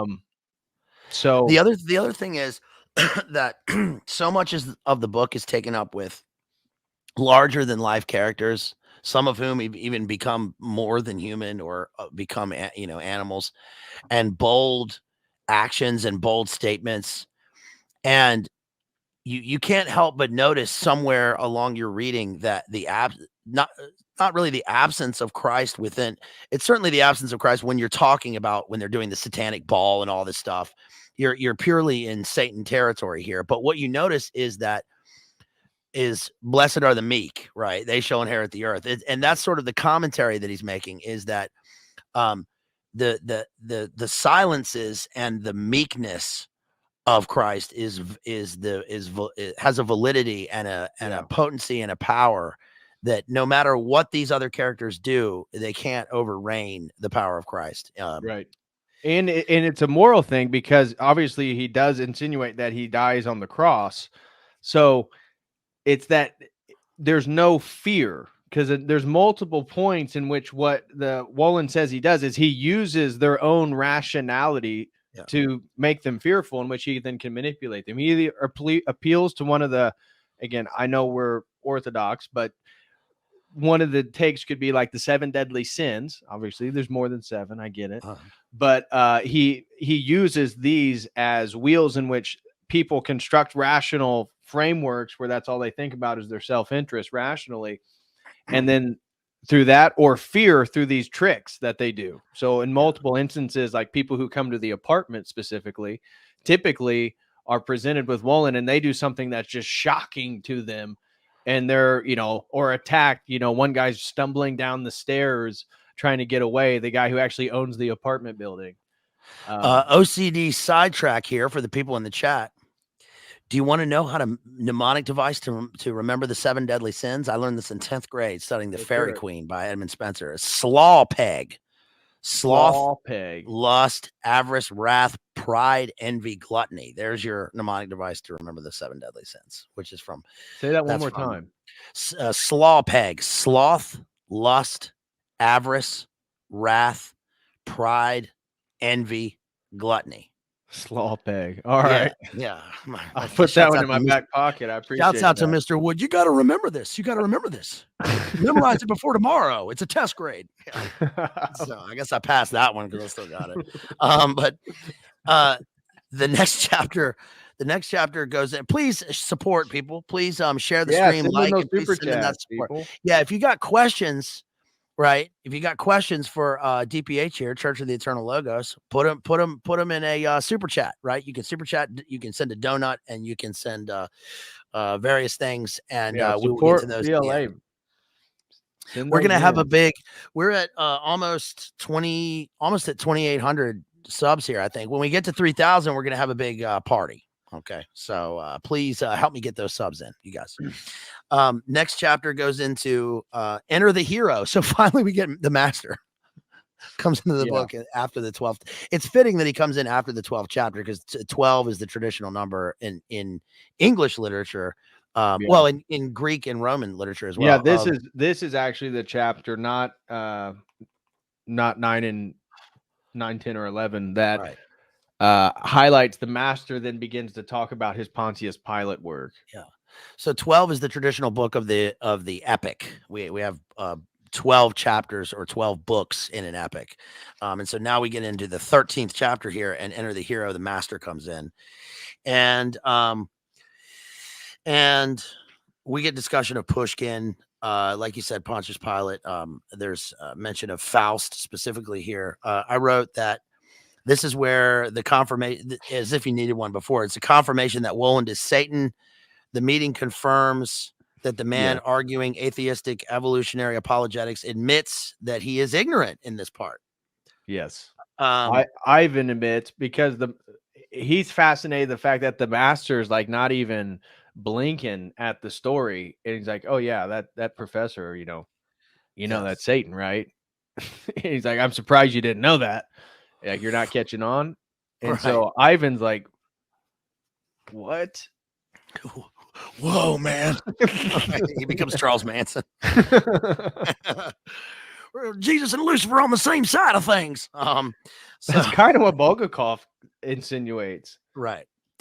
He does, yes. And we get on page 114 in this book, in this same chapter, enter the hero. The guest's face darkened and he shook his fist at Ivan, and then he said, I am the master. That's his name here. We learn later why he's called the master. And he became stern, reached into his pocket in his robe and took out a grimy black cap that had the letter M embroidered on it in yellow silk. Again, like you said, the opposite of Woland here with the W. What's your name? I no longer have a name.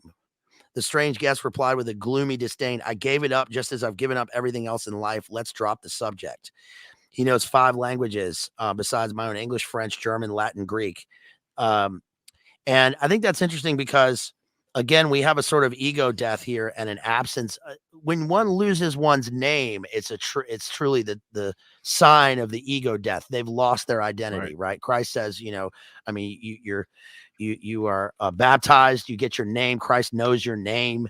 And here he has lost his name and burned his book, right? So he's sort of floating in this obliterating, like, formless and magic, void. right? So that the whole book, like the Key of Solomon, is about the naming of the demons, so you can have power over them. And Woland doesn't really have power over the master, right? The whole premise is that he only engages with Woland really once Margarita has made this blood covenant with Satan to like have eternal peace with the master. It's just so funny to me how she's presented with this contract and she's like, I'm in. I'm all in, right? She's very quick.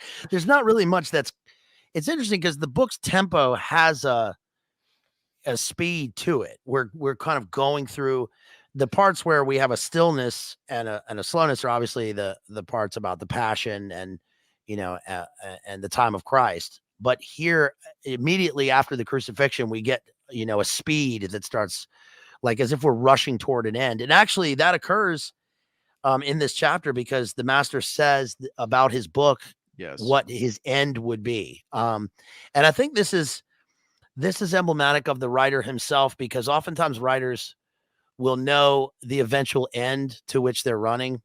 They'll know the last line, or they'll know the title, or they'll know the words at the beginning. But they need to fill it in with the space of actually putting pen to paper. And here he says, white cloak, blood red lining. I understand, exclaimed Ivan. Exactly. Pilate was flying to an end.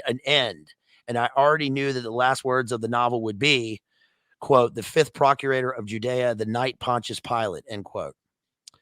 And that's exactly what occurs in the book. That is the end of the book. And then we also have gazing at the moon.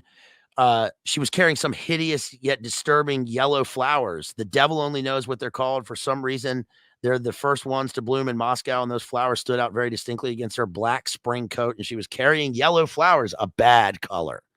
So there's part of our answer for the sunflower at the beginning. Right, that's exactly, I tied that back to that.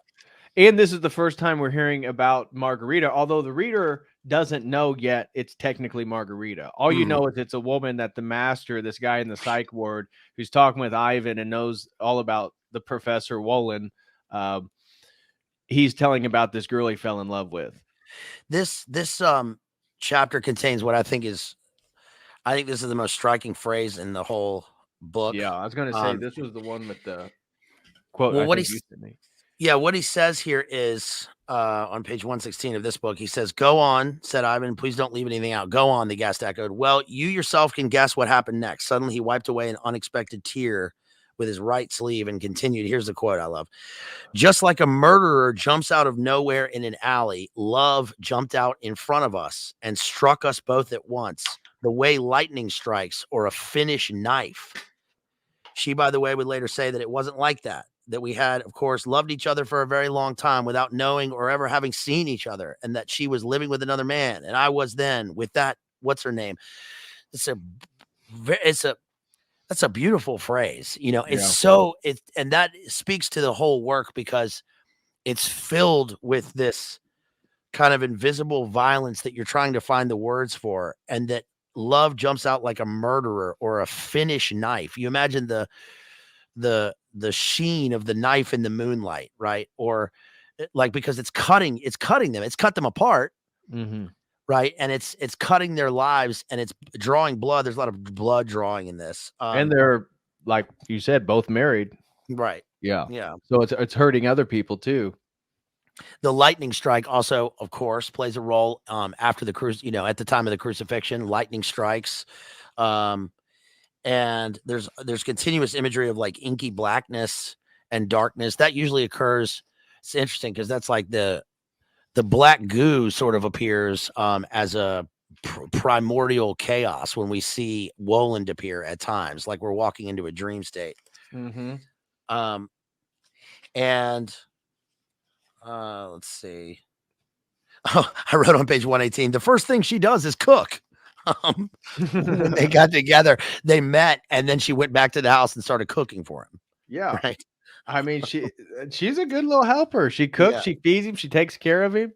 Turns out he's an older man. She's all about it. She definitely loves him. Right. So do you want to get into the next chapter? You keep going. Yeah. Okay. So chapter 14, called Glory to the Cock, is about Rimsky. So excuse me, mine says praise be to the rooster. Okay. Does it really? Yeah. Yeah, but it's the cock crowing, right? Yeah. Interesting that that this is the Penguins Classic translation. It's interesting that, I always found this funny that the symbol for France is the Gallic cock, right? It's the rooster, and the Gaul means rooster in France, but Gaul is how we think of France. Anyway, sorry.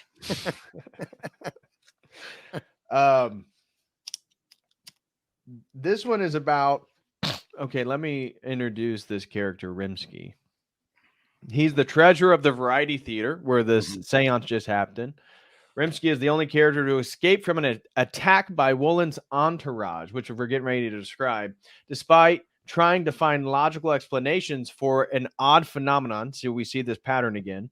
He realizes that Veronuka, another guy that works at the theater, is lying to him when he outlines a seemingly reasonable explanation for where Stoipa, the guy sent to the other side of Russia, Yalta, went, and correctly identifies that Veronuka has no shadow. He's a vampire because he interacted and was it was bitten or kissed. I don't know. It's Hela. It's a naked woman who apparently has a fantastic body, but she smells terrible of the undead. And she's basically a vampire. She's a succubus. It's specifically described she's a succubus. Right. The dead girl stepped onto the windowsill, and Rimsky could clearly see patches of decay on her breast. He doesn't cast a shadow, cried Rimsky. And so why it's praised to the rooster is because Veronuka, assaulted by Hela, he is getting ready to... So the way it worked out is Rimsky's in this office. Veronuka comes in covering his face, and Rimsky's like, well, what's going on with you? Well, he gets terrified and he rings a bell.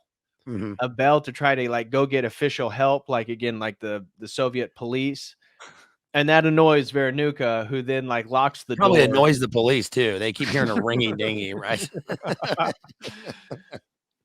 So he locks the door and is then revealing to Rimsky that basically, again, he has no shadow. He's a vampire. And then here comes Hela, the naked chick that's dead.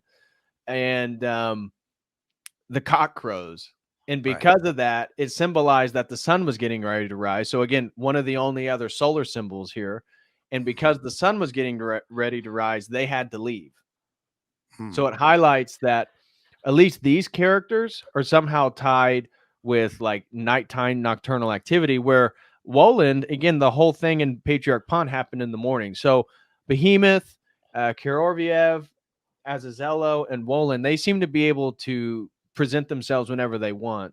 But this chapter would insinuate that some of these other creatures, like the ones that are vampires, Veronuka and Hela, they're limited by only being out during the nighttime. Yeah, this is the opposite of that classic book Twilight, right?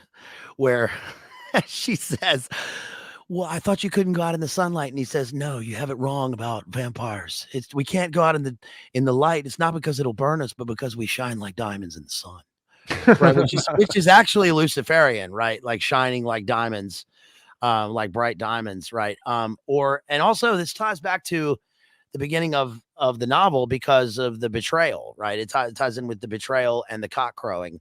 And so the light is coming. Yeah, which was we didn't mention that, but that was part of chapter 2 there with Pilate. Right. The cock crowed when basically Pilate kind of knew that he's going to make the cowardice decision. Yes, and again, this character appears in the moonlight, always moonlight, right? And then at the end of this chapter, the rooster crowed again. The girl grated her teeth. There's a constant It's interesting how Bulgakov is brilliant at infusing heavily symbolic and allegorical language in with colloquialisms. So it's just common speech. And he says things like the rooster crowed again. The girl grated her teeth and her red hair stood on end. Well, she has red hair and she's grating her teeth, but there's a gnashing of teeth. I kept thinking of the chick in X-Men. Doesn't she have red hair? Yeah. And she's in like a blue bodysuit. Yeah. I think that's one of the things I got to say about the book, and our translations are obviously different, but there's like a movie and it has a bad like voiceover. But I didn't even want to watch it because I have such great mental images from reading the book. Yeah. That I really just want to just keep the way that I see it in my head. I didn't watch any of the films or film stage productions because it's a pretty unfilmable book, which is strange because so much of the imagery is so concrete and we go from place to place and we're in set scenes. But it's unfilmable in terms of being able to translate the brilliant language into imagery on a screen. It like how would you do Behemoth without it being like comical, and it's not Right. comical. It's like he like keeps people on their toes because he does one imagine that you see a cat acting human and can talk, but then he's like shooting guns, he's Yeah. drinking cognac, like he's eating Right. mushrooms. Yeah, it's kind of like it's a bad trip, man. Am I saying those things or just thinking them? Right. And there's a cat. So it's it's supposed to be the way that I guess Loki is, right? In pagan mythology. It's like he's a trickster, but the trick can be played on you. And at the end, they make a point about mice, and it seems like, again, because they get to choose, they have different appearances. His crew, his entourage, depending on where they go and what time period they're in, obviously. So they've made themselves to appear as foreigners only in the Moscow context. But it's like a cat and mouse game. Right. So he's the cat, they're the mice, and he's playing with them, and he's the ultimate trickster. He's the one that plays with them. Well, like I said, whether they've been naughty or mice. Okay. Let's see. Okay. Let's see. There's the bell. There's the next chapter, Nicanor Ivanovich's dream, which contains, I wrote at the top of this page, gang stalking, blackmail, intimidation, and ritual humiliation. Oh, well, let's explain Nicanor Ivanovich, because we haven't even brought him in as a character yet. And so Nicanor Ivanovich, let me see if I have the exact description. Here we go. Bosoy, he's the chairman of the House Committee, and he, unlike regular Moscow citizens who often live in communal apartments, thanks to his status, Bosoy is able to live in a single apartment with his wife. When talking to Koroviev, Bosoy accepts a bribe. For his greed and trickery, he is deceived by Koroviev and later gets arrested, and a hint that Bosoy keeps foreign currency at his home, which then was strictly prohibited. The bribe from Koroviev turned into foreign money. And so this guy also ends up in the psych ward because they're trying to figure out, he goes to the apartment and makes a deal with Koroviev, again, one of the four guys that are kind of always around, or with Woland. And he has, I think he gives him, I forget how much it was, like 10,000 rubles or something like that. Yeah. Well, he goes and stuffs the money in a vent in his apartment. And as it happens every time, all the money that they use for magic always turns into insignificant items or foreign currency that's going to get them in trouble. And so it turns into, I forget which currency. One of them turns into US dollars. I think it's the woman underneath the apartment at the end with the bedazzled horseshoe. What am I going to do with this? Buy some bedazzlers in America? Right. Kristen says, as a TI, I would love to hear about the gang stalking. Don't worry, we're going to get to it. So Ivanovich gets arrested and then eventually gets transported. And that's where this Nicanor Ivanovich's dream, this chapter 15, that's what this is about, is now he's in front of Professor Stravinsky, the head psychiatrist at this psych ward. And he's also, they've sedated this dude too. And so now he's having like these fantasy dreams. Why did I write this? This part, I agree with you completely, said the actor firmly. And I ask you what sorts of things are planted on people. So we're talking about blackmail operations here. Baby shouted someone from the floor. Absolutely right. Anonymous letters, proclamations, time bombs, and a lot of other things. But $400 isn't one of them because nobody's that stupid. But we're talking about that's what we were just discussing. And go ahead. This is a bit of a tangent, but I won't take it too far away. But I saw somebody just mentioned Lucifer in the chat, and reminded me of a point I wanted to make earlier, is that also sometimes Satan is depicted with knee injuries from his fall as Lucifer. So when Woland has a knee problem, also it's going to make hard for him to kneel before God. Right. I thought that was a great point. But then sometimes in art, he's depicted with like a wounded knees or a wounded knee from his fall. All right. The bodily imagery is continuous in this. Injuries in the side, left hand path, left hand and right hand, heterochromia in the eyes, wounded knees.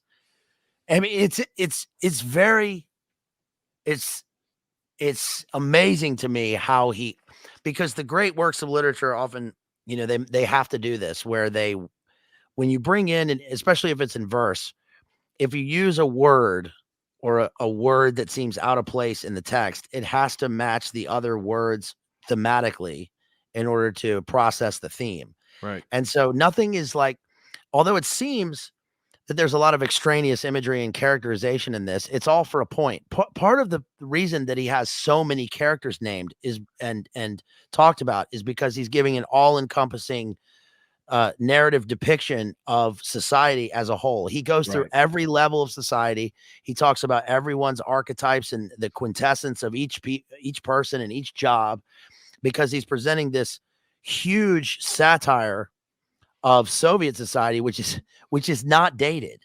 It's just transferred. That's the it's thing. just transferred to here. It's had a total transference, and that's why the book continues to be relevant, and why I think it has such power. I agree. Chapter 16.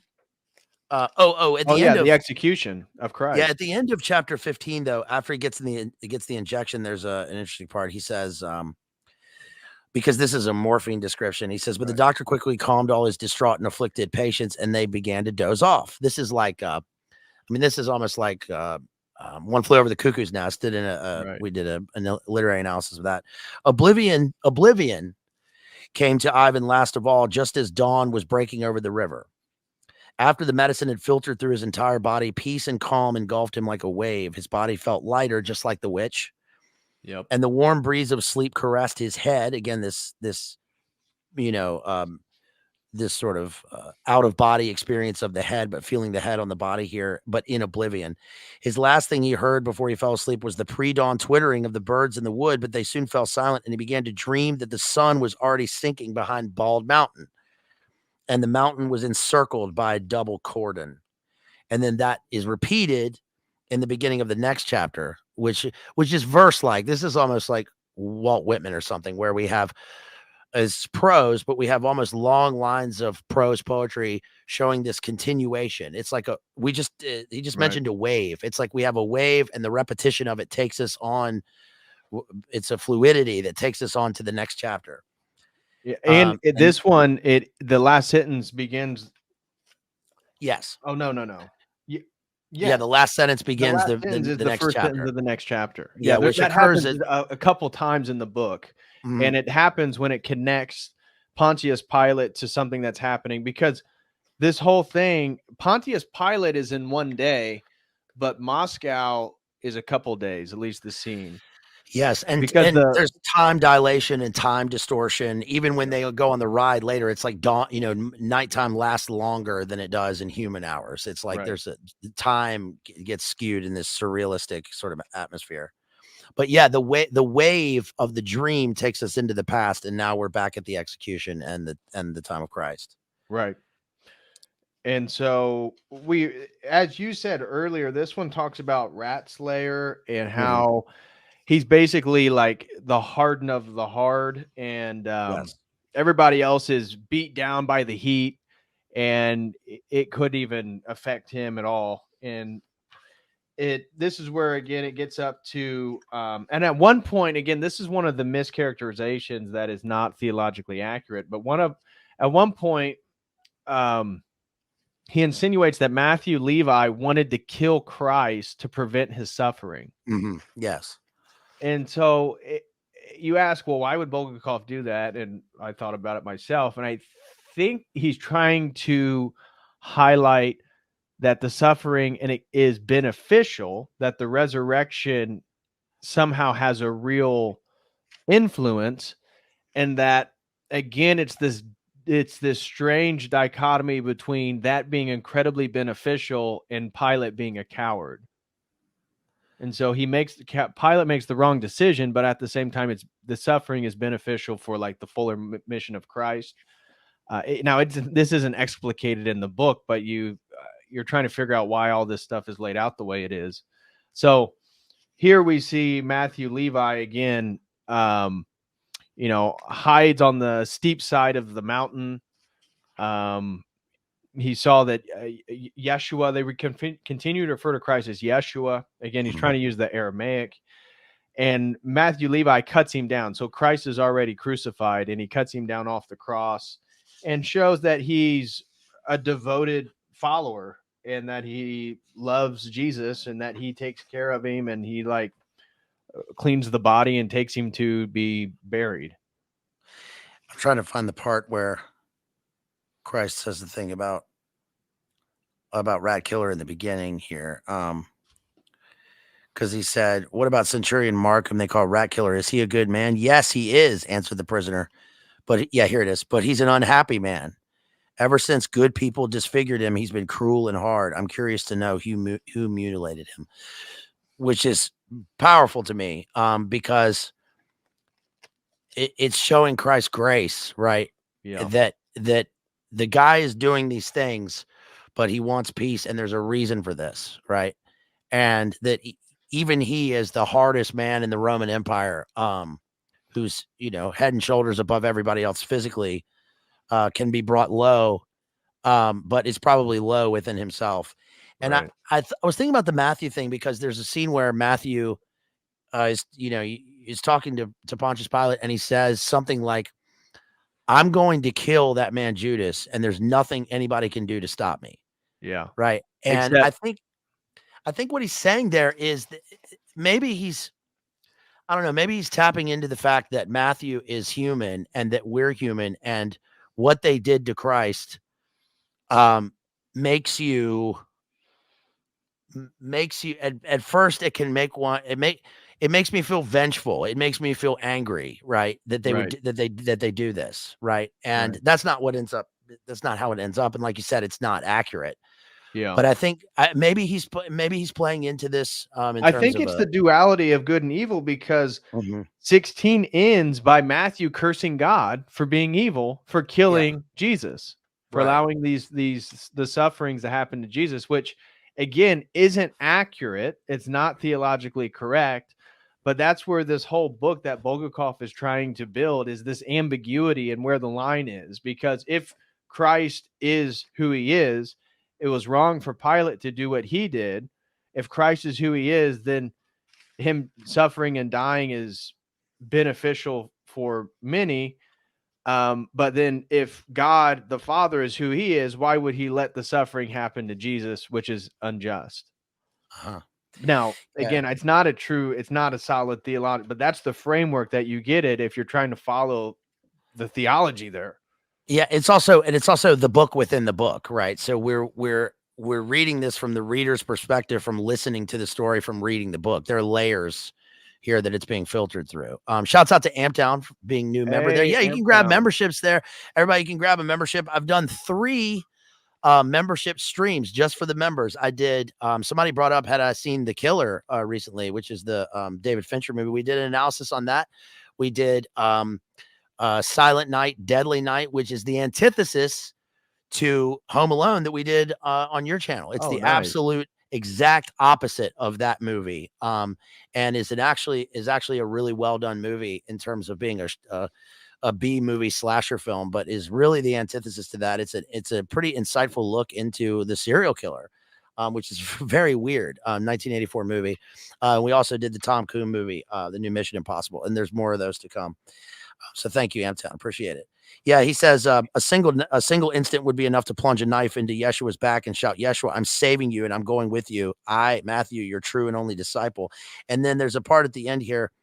Again, there's growling. There's growling. Something took hold of it with his teeth. And then dusk had fallen and lightning ripped through the black sky. Suddenly there was a burst of fire and the centurion's shout, "Break ranks!" It was drowned out by the thunder. The happy soldiers ran off down the hill, putting on their helmets. So this is the moment of crucifixion. Mm-hmm. And then the next chapter, we move back to Moscow. Is this chapter 17, An Upsetting chapter Day? 17, The Unquiet Day. Yeah. And so this is the Friday morning. So we just had this Black Seance Magic Day in Moscow on a Thursday. And now this is Friday morning. There is a huge queue outside the Variety Theater waiting for the tickets for Woland's next performance that evening. I can't wait to see Taylor Swift tonight. There's 50,000 people outside of the. Have you seen that? I mean, look, Taylor Swift sells out a 75,000 person, seat stadium every night, but there's like 50,000 people outside who can't even get tickets who are there to watch her on the jumbotrons. But yeah, they're queued up on the outside. And so now we're introduced to a new character, because he is the highest ranking member in the theater now. It is this is Last Vasily Stepanovich Lastochkin, it says here. Yes. I'm trying to find him on my list of characters. Oh, there he is. So he's the bookkeeper of the Variety Theater. But because, remember, Stoipa, the roommate of Berlioz, he's in Yalta. Veronushka is a vampire. And Rimsky, the guy that almost got bit by Veronushka and Hella in the office, he freaked out, and he got a train like over to Leningrad. He got out of Moscow as soon as he could. Yeah. And so he's not there anymore. And now they have this huge event for Woland getting ready to come, and he finds himself to be the head in charge. And so he's just the bookkeeper, described by Bulgakov as precise and efficient. Lasso Chicken is also present at Woland's seance and is left to make sense of the event's aftermath for the police as the theater's most senior remaining member. After being questioned by the police, Lasso Chicken heads to the Commission of Spectacles and Entertainment of the lighter type. And this is, again, Bulgakov's trying to make a comment on the mundanity of the bureaucratic offices of the Soviet Union. So this is the Office for Entertainment, and its name is the Commission on Spectacles and Entertainment of the lighter type, to explain that the Prior's Day events, but is greeted by pandemonium, as the chairman has been turned into a talking suit. So he's taking the money, right, that they just made that night from his black seance. He's the highest one in charge now. He's the bookkeeper, doesn't have no business doing it, but he's taking all the money to the event to process it. Literally pandemonium. Literally all the demons, right? All the demons. And you hear that like they can't stop singing patriotic songs despite like on their face. You can tell they don't want to. And this is highlighting, again, the forced patriotism within the Soviet Union. So he goes to this office, and pandemonium's breaking out. And the guy who's supposed to be head of this office he has no body there. It's just a suit. And the women see this, and they're screaming. And so, unable to file his report there, again, of what happened the night before, Lasso Chicken continues on his way to the commission affiliate, where he encounters further havoc as the staff has been forced to sing uncontrollably. His final stop of the day takes him to the bank to deposit the Variety's earnings from Woland's performance. There, upon discovering that all his fares have turned into thousands of foreign currencies, Lasso Chicken is then promptly and ceremoniously arrested. This is like when Led Zeppelin played Madison Square Garden, and they earned I think it was $175,000 for the concert. And the next day, Peter Grant, the manager, went to the safety deposit box, and it was empty. It was broken into, and they said, "Oh, it was the mob." Maybe it was in league with him, but the money was gone, or maybe it was laundering.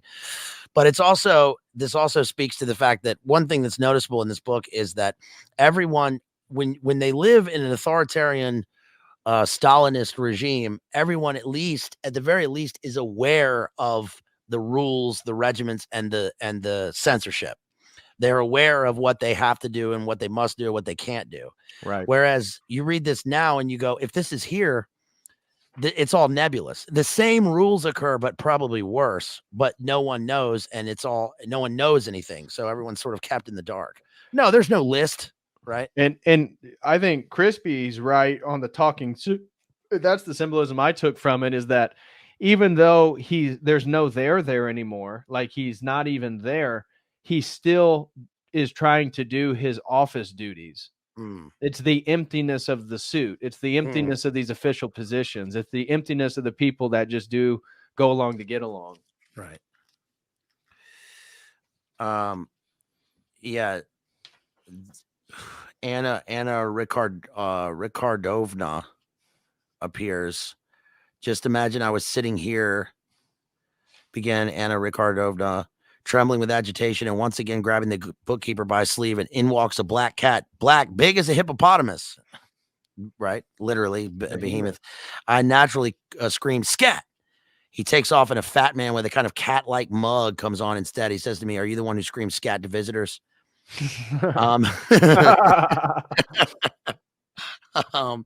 And then later on, of course, hey, in italics in this book, hey, northeast wind, roll out the breakers. And that's, again, part of this web of words because we constantly see demons of the air. I know that, like, for instance, Paimon is like a demon of the northwest wind, right? So and then they fly. They literally fly, and the witches fly. Shouts out to Luchador 1764 who says, "Bazed, do your rendition of the classic Weird Satanist Guy video, please." Oh, is that the guy that was on Geraldo? Well, which oh, that guy. So we were playing around. I'm a necromancer.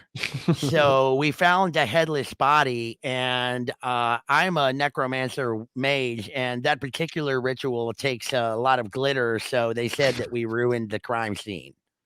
which is a real interview. Thank you, Luchador.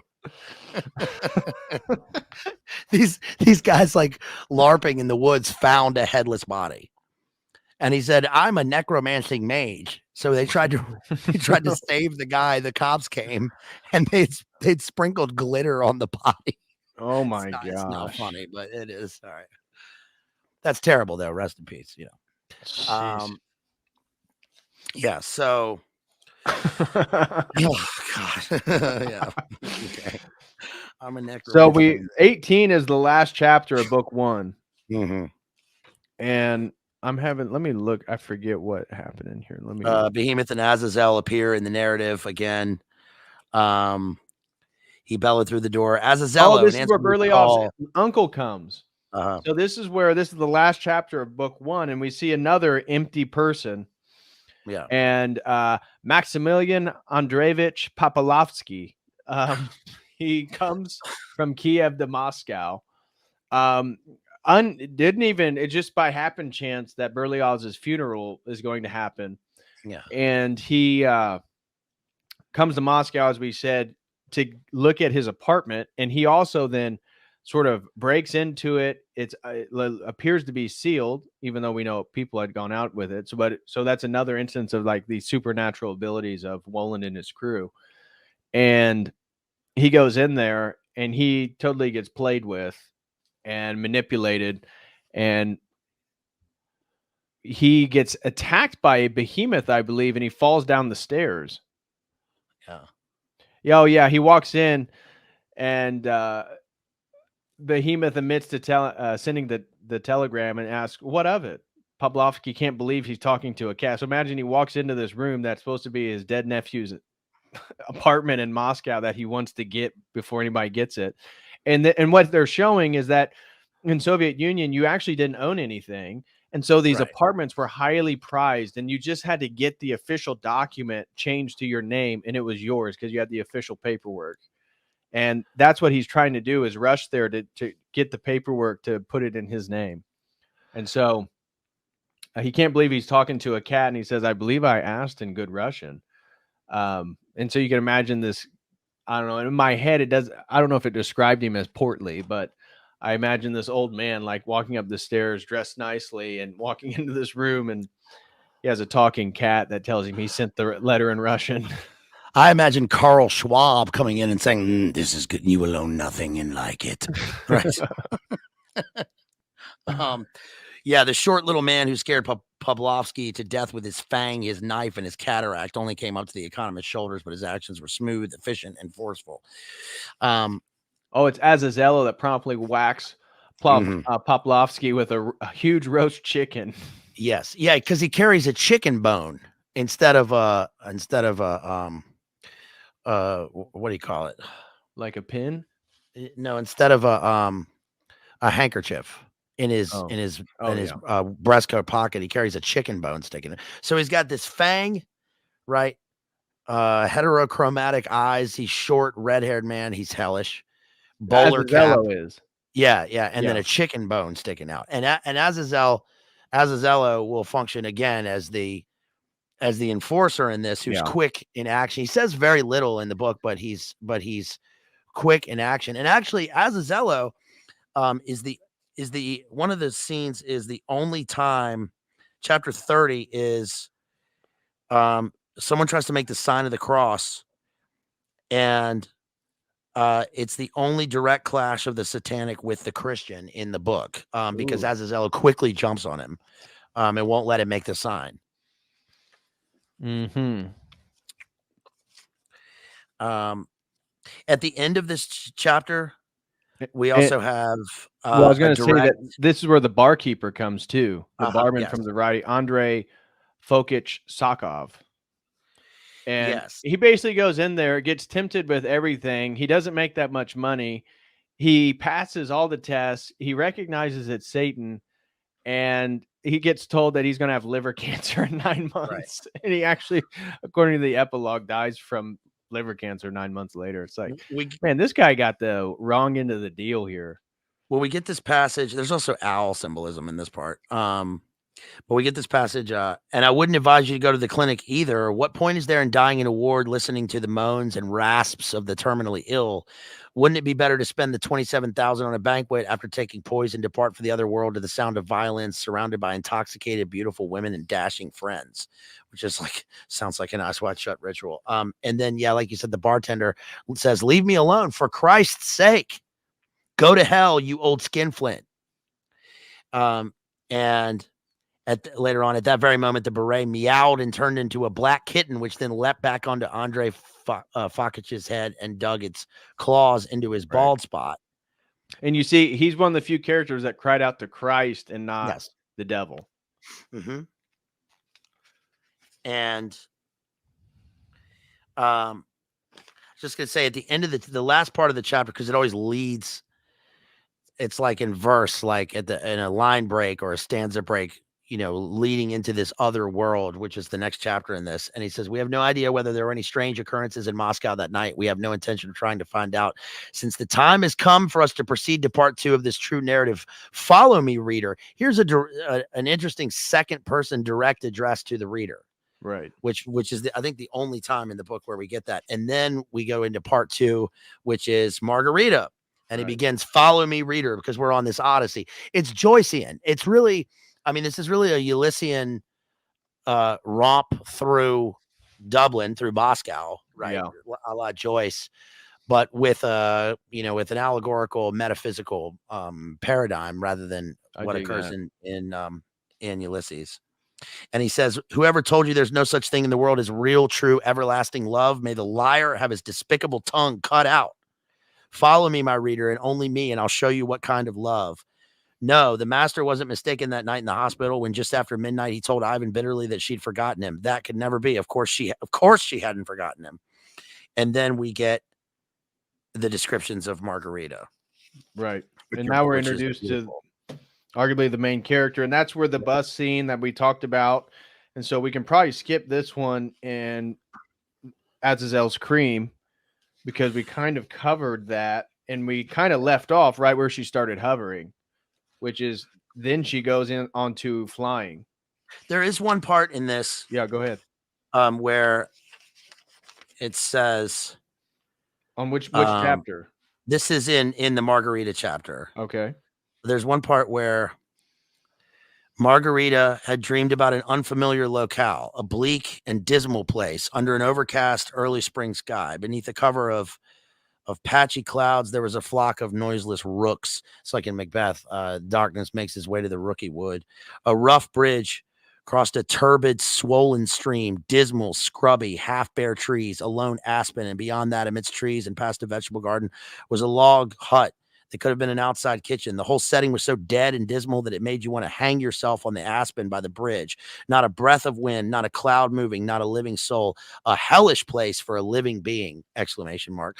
Which is very much like Nordic literature, like where we have descriptions. Like this is in Beowulf.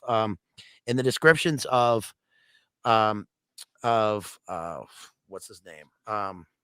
Of the Grendel in Beowulf. This is written almost like a Nordic epic poem where we have descriptions of the dismal places and the hellish places, followed by an exclamation mark, with a direct sort of address to the reader and a summation. And the dream we have an interpretation of the dream. The dream can only mean two things. If he's dead and was beckoning to me, that means he's come for me and I shall die soon. That's very good because my suffering will then end, Margarita says. If he's alive, then the dream can only mean that he's reminding me of his existence and he wants to tell me that we'll see each other again. Yes, we'll see each other very soon. And then in the next scene, on the next page, she's standing against a triple mirror because, again, the mirror and a symbol of the psyche, and she's going into it. She's talking about dreams, and also it's like with Hela. I think Hela is like a Hecate figure in this, which is the triple goddess, and of course she is a witch, right? Margaret is a witch. Yes. So yeah, we can skip ahead, like you said, to the Flight. I think that's 21 is called Flight. Yeah. Invisible and free. Yeah. And so that's generally the gist of chapter 1 is she is on her broomstick, which just sort of appears when she starts floating in the air. Yeah. And she starts flying around Moscow and is loving it and goes up. It kind of describes her going to different altitudes, looking over the city. And eventually she goes by the apartment complex by the Groridev, the place where the Bazed Lit meet, and sees it's like Lukunchu or Lukincho, or let me see if he's the guy that was the biggest critic of the master and about his manuscript and told him to never write anything again. Let me see if I can find it. No, I don't see it, but he's only mentioned as a major critic to the master. And so she goes by and sees his apartment and then goes in and begins to wreck it, destroys his piano, which is kind of symbolic of the destruction of empty art. So it's an expensive artifact. It's a musical instrument. But again, the criticism of this Russian writer is that he's like the number one propagandist. He's like the biggest sellout. He does everything that the Soviet Union wants him to do. And so she's destroying valuable self-expressions that aren't really used properly. And then she floods his apartment, breaks all the windows, and flies by a little kid who's terrified by all the noise she's making. Right. And she reassures him that it's just young boys throwing rocks and he'll be all right. And then she just takes off, and she's eventually met by Azazello, who tells her to head south towards the river. And so then she makes her way, and we start going on this journey with her. But anything specific in regards to this kind of the major point of this chapter is her destroying this guy's apartment and sort of getting revenge on behalf of the master. No, I think where she starts to go to meet Satan is where it gets particularly, when you're reading the book, the momentum really starts to build here because she's starting to go into the satanic ball.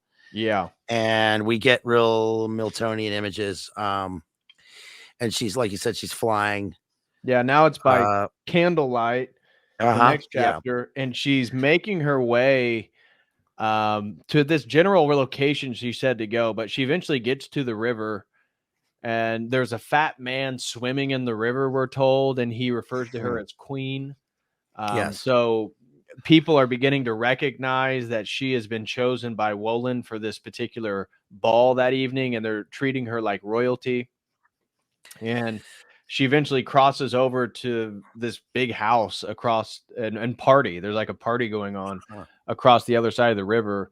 And it's all these people that are waiting for her and are going to basically doll her up for the ball. Yeah, the first thing that struck her was total darkness in which she found herself. Then she gets to this house. There's an endless staircase. The light moved up, and Margarita could see the illuminated face of the tall black man who was holding the lamp in his hand, which is very Masonic. Yeah. Right. She's walking into this ritual initiation where she's going to get dolled up. And then we have the talk of the fifth dimension. The simplest thing of all. And I was wondering if you could illuminate this for us. It says anyone familiar with the fifth dimension has no trouble whatsoever expanding his residence to whatever size he wishes. So it's like what do you call that endless staircase? Who's the artist that does the endless staircase in Labyrinth? Someone in the chat will know. What's MC Escher? That's it. MC Escher. So it's like things aren't what they appear. We're walking into sort of like a weird tesseract where it's like infinitely big on the inside as opposed to the outside. Well, and I kept thinking regarding this fifth dimension thing, the way I took it throughout the book, because it gets brought up when they get into the ball itself, and he expands the apartment to be an entire ballroom, is like orthodoxy teaches that demonic attacks and the battlefield is your imagination, and that the imagination is like the noetic realm, and that's where these angels and demons exist, and they don't have this physical, but we have access to both. And so the courageous artist is the only one that's actually utilizing the imagination, actually going into the fifth dimension. So I thought of it like in Dante's Inferno, where it's like in that movie Event Horizon, if anybody's ever seen that. In Event Horizon, yes, they're on a spaceship and they open up a time portal and they're going to go through the black hole. Or in Disney's Black Hole, which is a horrifying movie. When you go through the black hole into the fifth dimension, you're in hell, right? And the city of Dis in Dante's Inferno is kind of like this. It's like there's a procession of people inside. They'll never leave. There's a guy bathing in like the river Styx. He's in Stygian blackness. They're crossing the abyss again over into the other side. And she's going to be the queen of hell here, made up in this ritual. And it says in the book about the fifth dimension that I might add, esteemed lady, to the devil knows what size. I've known people who haven't the faintest conception of the fifth dimension or of anything else for that matter, but who have still worked wonders when it came to expanding their residence. Take, for example, the city dweller I heard about who got a 3-room apartment in the embankment and who turned it into 4 rooms in a flash without recourse to the fifth dimension or to anything else that goes beyond human reason. It's also an inversion of, in my father's house, there are many mansions. Yes. Right. So here we're in hell. With this, this satanic throne and this endless procession of the sinful, covering all the manners of sin, right? From the largest to the smallest. They make use of that. The worst is that it's a cowardice, right? Is cowardice, and you've mentioned that so many times throughout the analysis that the sin of cowardice. Right. It's the opposite of the Inferno, because in the Inferno, disloyalty is where Satan lives. In the ninth circle is for the disloyal. So loyalty comes up with Matthew, Levi to Christ, and Margarita to the master. Those are kind of but it's not as significant as the courage cowardice thing. That's the theme that runs through the whole book. I'm sure Bulgakov was aware of that, and he's making use of something different, because in the Inferno, in the ninth circle, it's the inverted world where Satan is upside down in the ice. Right. It's so hot that it's cold, and we have Satan with pinwheels in his eyes with, Judas, Brutus, and Cassius, the arch traitors, forever burning in the face of Satan. Right. And so then, there's the spring ball of the full moon, very witchy, Ball of the 100 Kings, and it's essentially What's the title of your chapter 23? it is Mine's The Great Ball at Satan's. yeah, Satan's Grand Ball. Okay. It will be a wondrous event, full of Tom Cruise and all sorts of elites. Carl Schwab will be there. Right? And this is pretty trippy because it's very Harry Potter right here, where she goes out in a flying car, like a flying, you think of some like old Rolls Royce or something, comes in and like skirt, and then she like gets into it and they like fly off. It's John Dillinger. All the stars are here. Right. It's the red carpet at the Met Ball. It's also Queen Mab. It's the Queen Mab speech that Mercutio gives in Romeo and Juliet, where Queen Mab is on a that plays Romeo and Juliet is I think an archetype for the Master and Margarita. Yeah, because they have to die to be together. That's right. Two characters united in death, but with a happy ending in the end, which is the strange thing about Romeo and Juliet, because it's not a classical tragedy. They're going to die at the beginning. They tell you that in the opening sonnet. But in this, we don't even get to Margarita until the second part. Right. And the Master is an unseen hero in this, or an unseen protagonist for much of it, which is, and it's the same with Christ, again, in the book that, the most of the book is about Satan and about all of these events, but Christ is dominating over them because of what happens in the end, right? That they are always subject to Christ's reign. And yeah, like you said, she's being washed with blood, which occurred. Yes. Yeah. So the cream is replaced by literal blood. It's a baptism of blood, Elizabeth Bathory style. So the flying car brings them to Berlioz's his apartment, or for his former apartment, the one that his uncle wanted. Of course, that's where Woland and his gang are staying. And so she gets brought in, and we're immediately told as a reader that it's transformed into a massive ballroom of ornateness. And this is where I believe Woland brings up his ability to not just alter space and time, but also the fifth dimension. Right. And so it's the Getty Mansion in London, right? Yeah. And they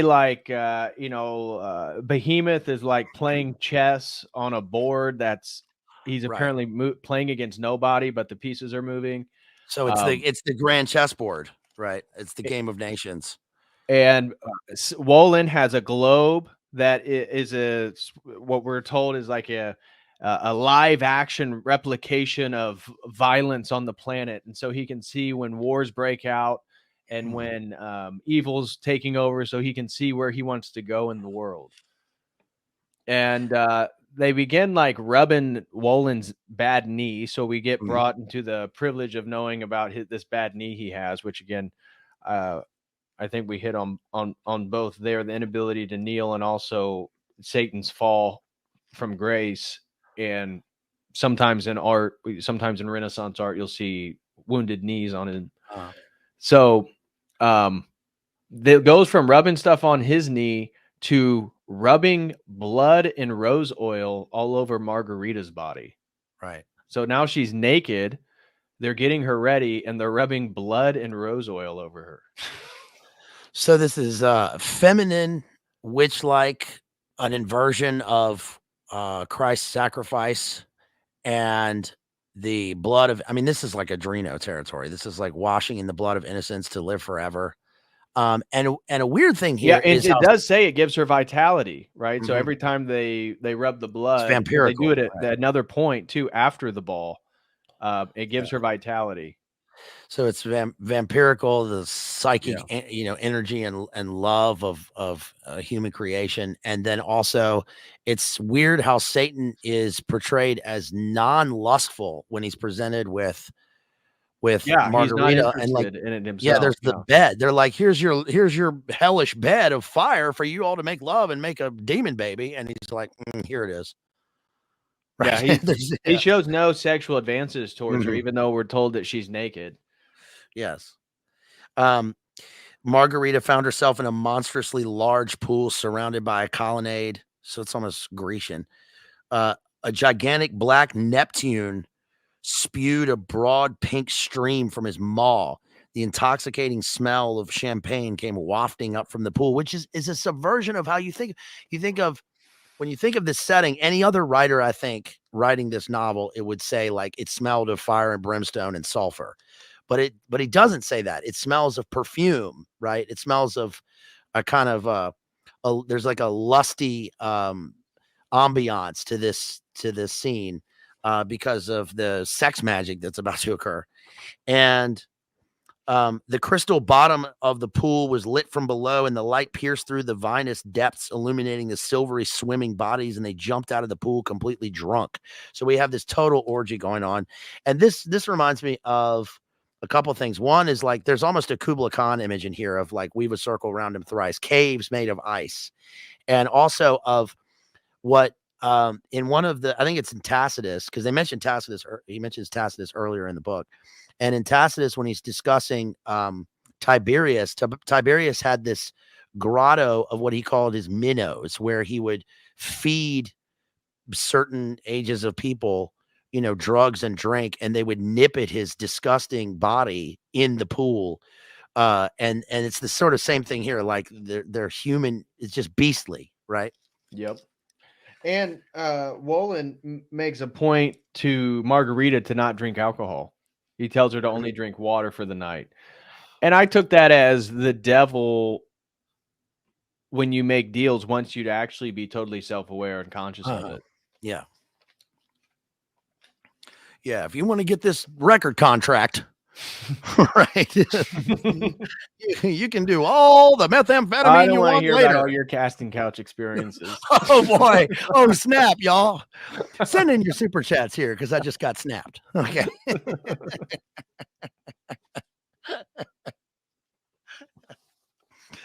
No, I'm like that bartender. I'm gonna whop that old devil, right? I'm gonna tell him to crawfish and whop that old devil. So at one point, Margarita like falls down. She like passes out, and then they claim that Hella, again the half dead or undead woman, gives her a bloodbath. So takes her to a blood shower. She takes a blood shower and revives. She becomes revitalized again, and so she meets Marinka Abramovich, right? Yeah, at the Hillary Crimeton campaign party. And she stands on top of a staircase and meets everybody. Refers to her as the queen of the ball, and come and like want to greet her and kiss her hand and stuff like this. And it's like a who's who of people in history. Yes, I love the part with Caligula. Neither Caligula nor Messalina aroused Margarita's interest now, nor did any of the other assorted kings, dukes, cavaliers, suicides, poisoners, gallows birds, and procuresses. Oh, there's G-Max, Giesland Maxwell. Jailers, card sharps, executioners, informers, traitors, madmen, detectives, corrupters of youth. All those hellish creeps are there, kissing her hand. And she gets overwhelmed with the sensory details. And then they introduce Abaddon, right? Yeah.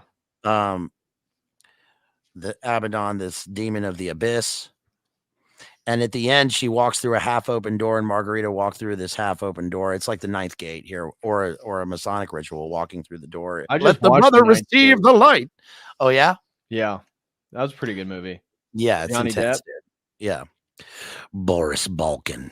Right. You must find it, Mr. Corso. You must find this book.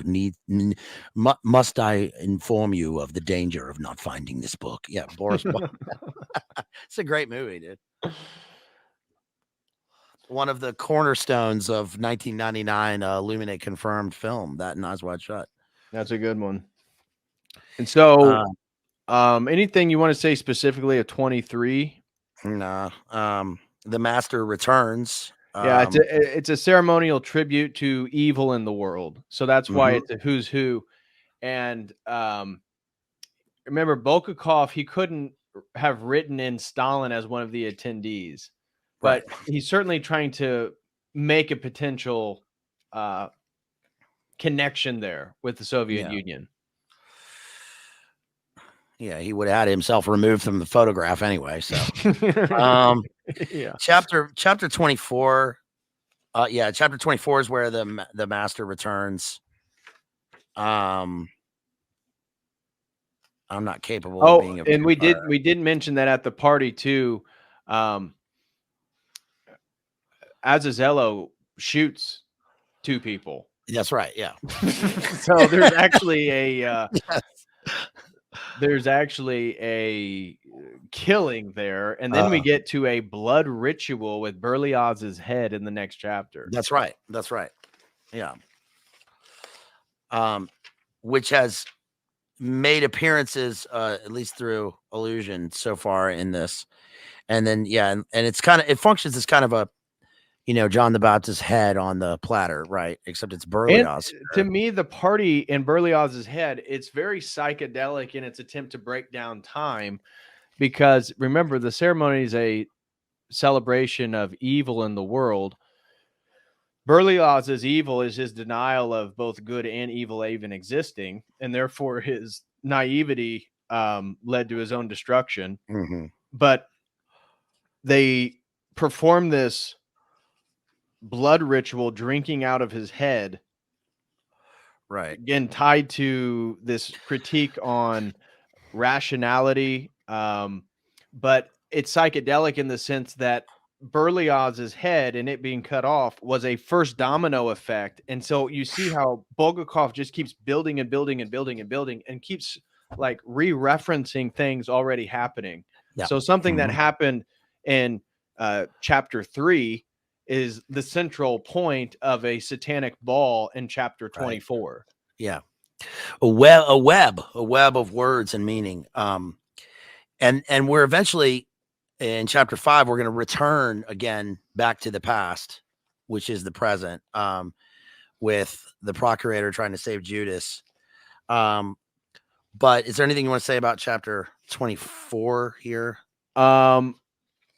So because the master returns. Woland is, as we know, Satan, and she basically drinks the blood from Berlioz's head, and which is also Kali. I forgot to mention that's remember in Indiana Jones and the Temple of Doom. But unlike Kali, it's to be a submissive wife. Yeah, like she just wants to serve the master. Drink this head blood. But so this is where they get reunited in this weird mystical magical ritual. So she drinks the blood, and all of a sudden she kind of goes into the back bedroom where she initially began her entrance into this apartment, and Woland is there, and time starts warping, and then the master is brought there, and he's kind of, again, he thinks he's crazy, so he's been in a psych ward and he hasn't written anything, and he thinks Margarita's forgotten him. Now he's in this ballroom bedroom, and he sees Margarita. She looks like she's 20. She's all dressed up from this ball, and she begins giving him some type of wine that brings him back to life. And he goes from denying that he's really seeing her to realizing what's happened, to realizing that she's sort of made a deal with the devil, but they're back together. So when he comes back to reality, this mirrors his artistic process. It's like he's coming back, he's realizing his deeds, realizing his art, and he's coming back to a place where he's come out of the sort of vacuum of having done all this stuff. You're talking about Berlioz. But we have a coming back to life, which is a kind of inverted resurrection theme in the novel or the book within the book. And we also have the fact that when you sign the contract and the deal with the devil, you're going all the way.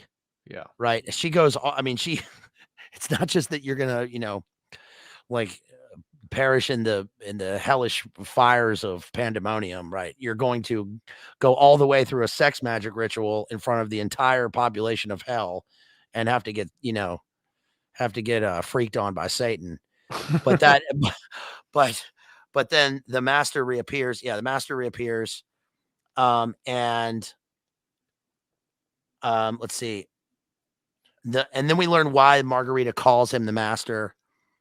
And I would say this is where all three themes, because the Pilate Christ theme is coming through the master, the love is coming through Margarita, and then Woland, representative of the Moscow visit. And so we finally have all three narratives together in this chapter. Right. But Woland was impressed by Margarita because she didn't ask for anything after this ritual for herself. And when presented with the opportunity to have a wish, she chose to forgive the woman who suffocated her baby after she was raped, because this woman, as described in the book, the handkerchief followed her around everywhere to remind her for the fact that she killed her own child. And Margarita forgives her as some sort of wish so that she doesn't have to be followed around by her handkerchief. Woland, as Satan, is impressed with this and then allows her to choose another, which is the master. So is the book overall, not to skip ahead, I'm just saying, is the book overall partly showing you that regardless of your sins and your deeds, when love is concerned, because she wishes for love, that absolution is Christ's only to give, and that your soul isn't yours to give away, because in the end, Christ gives them this place anyway, right? Regardless of Woland. I mean, they're still, they're literally under. In regards to that, I think it's the master, but somebody mentions, I'm pretty sure it's the master, that everybody is subjected to the same eternal laws, no matter what you believe. And so that would insinuate what you're saying in regards to maybe Christ being the only absolution, and he's the only one that gives peace in the whole book. Yes. And he's the only one that grants the opportunity for love in the whole book.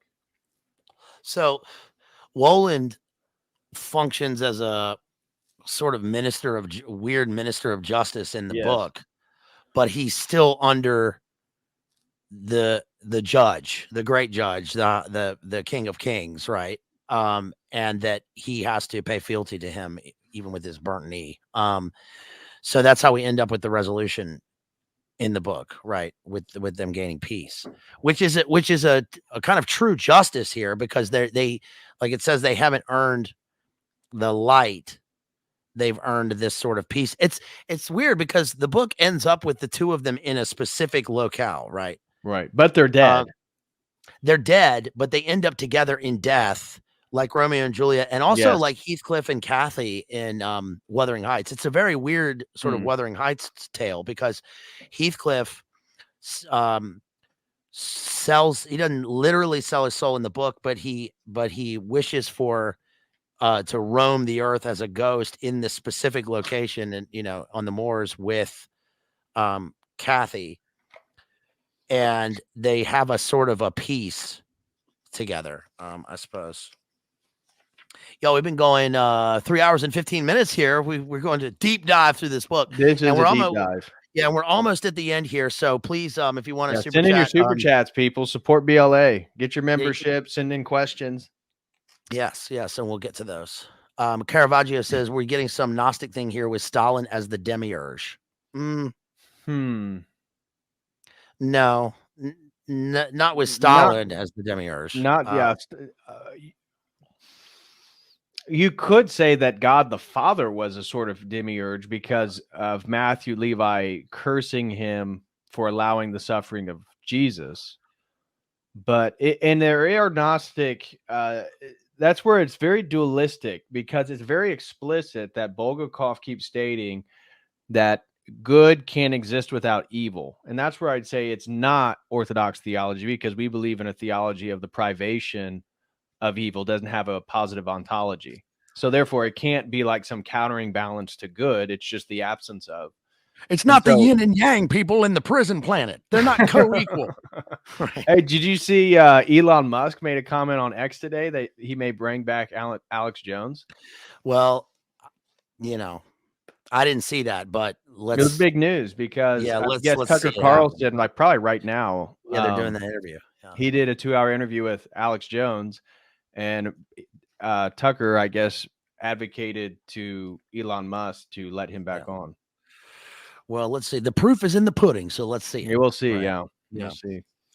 Anyways, that was a digression. I apologize. That comment, because the comment that he made when he declared that he was off forever is what pissed me off so bad. I couldn't stand it anymore. I got off there. So, hopefully. We'll see. So this is then the extraction of the master. We kind of wrapped that one up. Chapter 25. Let me pull up my.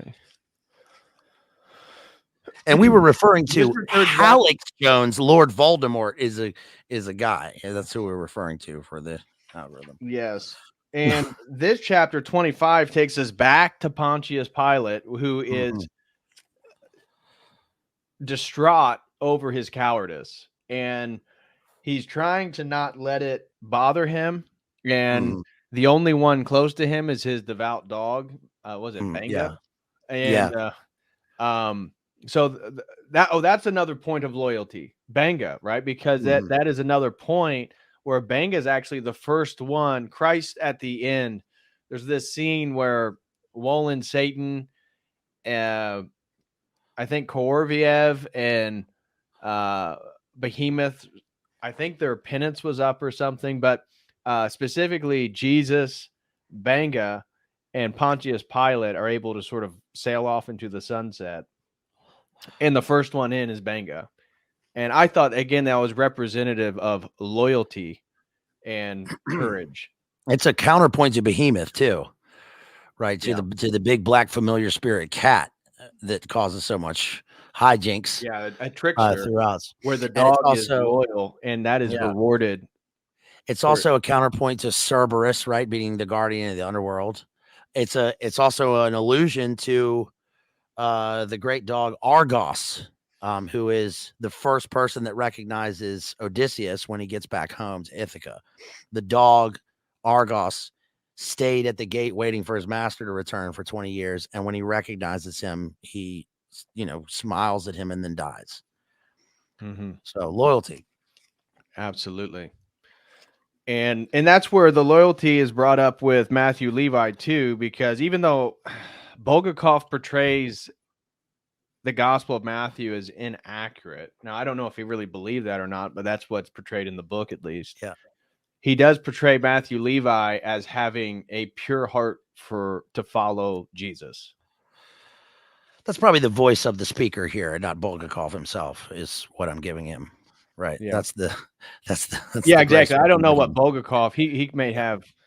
And he may be limited. Maybe he feels like he couldn't present a true theological account because of their restriction on religion. I don't know. I don't think anybody knows his actual religious beliefs. Maybe they're out there. But go ahead. Where are we?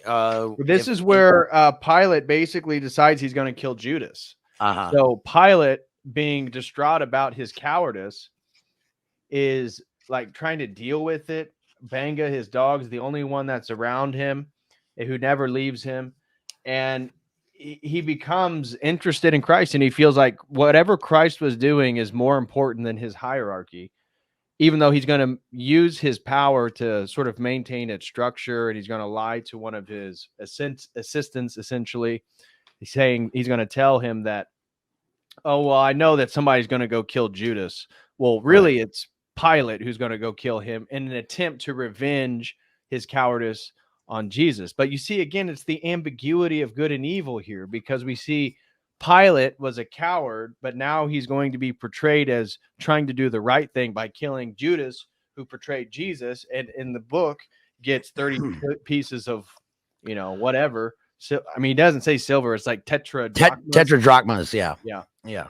And he's going to throw the money back over to the Jews, signifying that he knows that the Jews paid Judas. But it's like, it calls into question, like, are you really doing the right thing by killing Judas? Because it's not Judas hanging himself, which is according to biblical tradition. Maybe that's the best he can do in his Roman paradigm. You know, he wasn't there for all the teachings of Christ, but he says he would do anything to save the totally innocent mad dreamer and physician from death. Later on, Banga began howling at the moon, and the light blue road, slippery and oily smooth, vanished in front of the procurator. But it's like, he is Roman after all. He's maybe we need to go and whack this guy. I think I've done something pretty bad here. Maybe we need to go and make up for it by whacking this guy. I don't want to, I don't want to give this traitor any money, right?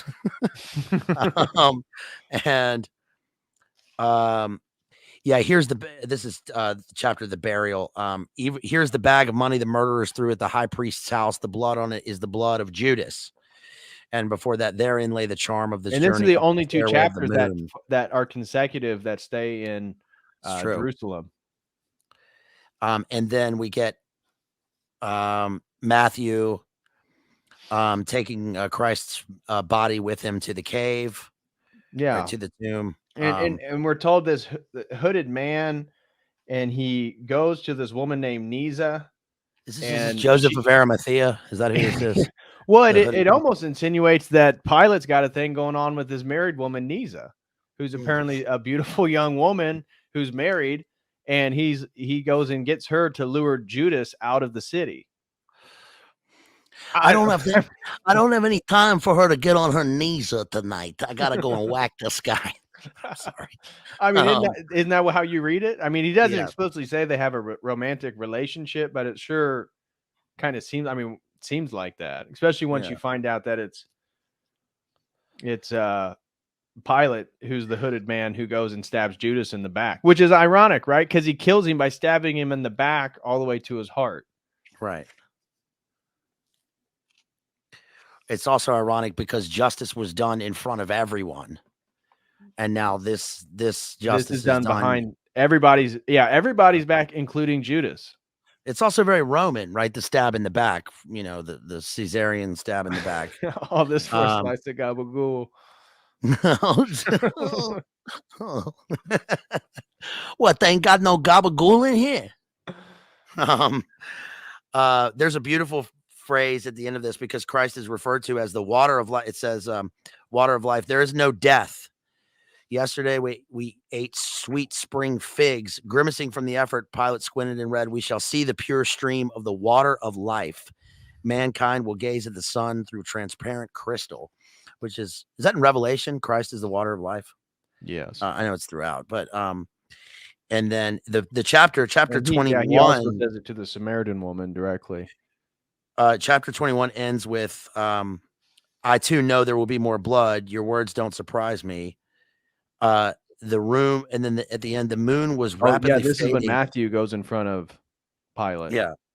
The moon was rapidly fading, and at the other edge of the sky, the whitish speck of the morning star appeared. Christ is the morning star. And then I guess we go on to the end of the apartment, chapter number 50, chapter 22. I don't know. Do you want to say anything about this chapter? Testimonial. I'm on chapter 26. Okay, sorry. Oh no, no, you're right. Chapter 26. Hold on. What was I looking at? I don't know my Roman numerals. Sorry. That was the end of chapter. I meant chapter 27. And I was gonna say that. Yeah. So when Matthew's in front of Pilate at the end of 26, one of the interesting things, again, he refuses to sit on a chair, symbolizing also Christ, who is polite, although Matthew's not polite. Christ was incredibly polite to Pilate, though he didn't recognize the authority as people typically would in Roman society. Right. Matthew also doesn't recognize his authority, but he's irate, and he says he wants to go kill Judas. And Pilate tells him, "You can't." And he says, "Well, what's going to stop me?" He's like, "Well, he's already dead. It's done. We took care of that thing in that place with that guy." Right. And so that's kind of the climax there of chapter 26 and how that ends. Right. So chapter 27, that's a VII. There's a V, I realize. And everybody. we move back now to the end of the apartment, number 50, which is where Berlyov's his apartment is, where the whole thing's taking place, where the ball took place, where he scared all these people. And so we see that Margarita has been rewarded for her courage with exactly the life that she longed for, which is to be with the master and basically take care of him and help him with his manuscript and support it. And she, even though, and it doesn't say how long they weren't together exactly, you're not really sure when exactly this point happened where she went home and he thought he went crazy, and you don't know, was it a few years? Because it feels like it's like a few years went by or something. Right. But she maintained all his money. So he went to a psych ward, and I forget how much it was, like 240,000 rubles or something like that. It's like $3. Yeah. And she didn't spend any of it. She kept all the official paperwork. She kept a burnt version of his manuscript when he tried to burn it. And I forget, like I think a petal of the flower that when they first met or something like that. No, I think it was a rose. Was it the rose? Yeah, I think it was a rose petal. Yeah, so it wouldn't have been that. But anyway, she had like some memorabilia, but she had kept that. And so this is where like he gets a restored version of his manuscript. And all these magical things are happening. And yeah, they're basically reunited due to this magic ritual. And we move from that apartment to back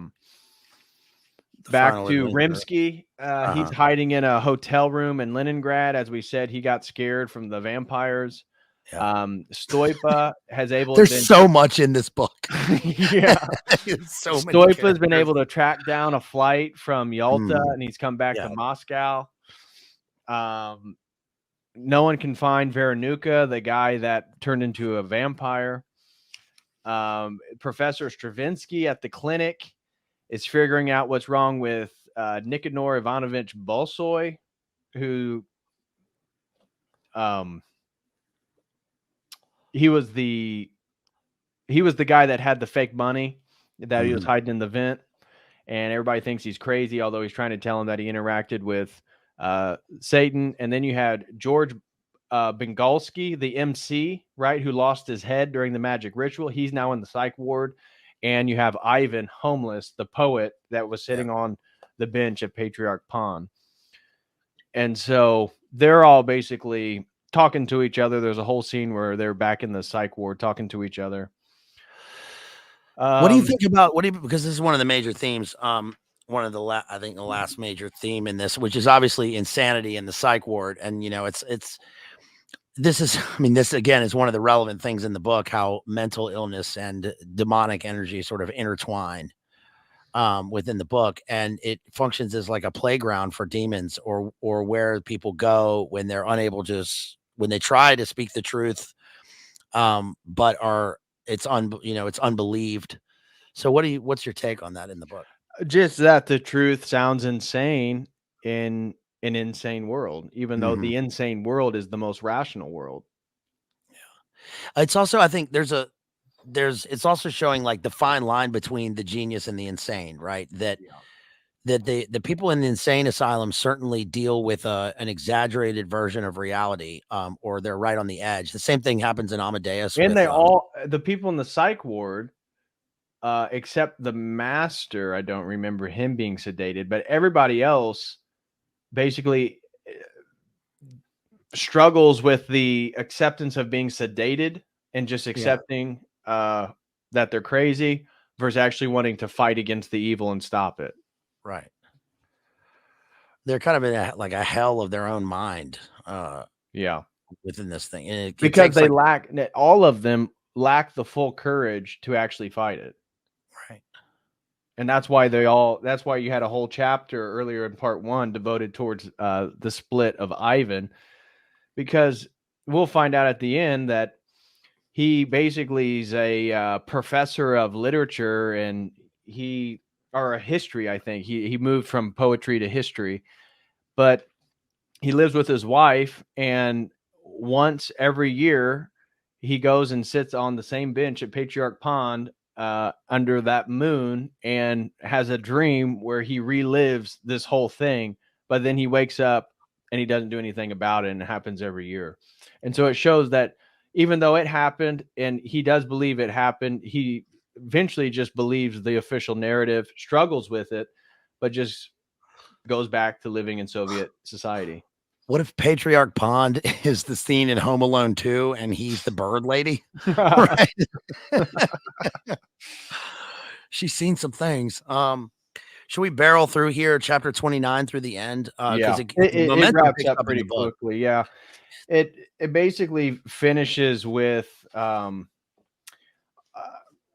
lot of stuff, but basically it wraps up with Master and Margarita go back to the old apartment he had. Magical things happen. Official paperwork comes about. The woman underneath Berlyov's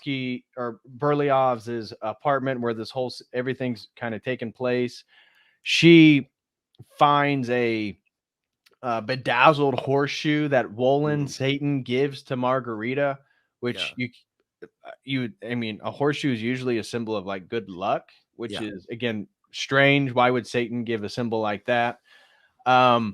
She drops it. That woman finds it, and Behemoth, or I think it's Koroviev. He gives her money, as the case always happens, and that money turns into counterfeit money. Her money turns into US dollars. So it's funny. He actually refers to dollars. But Behemoth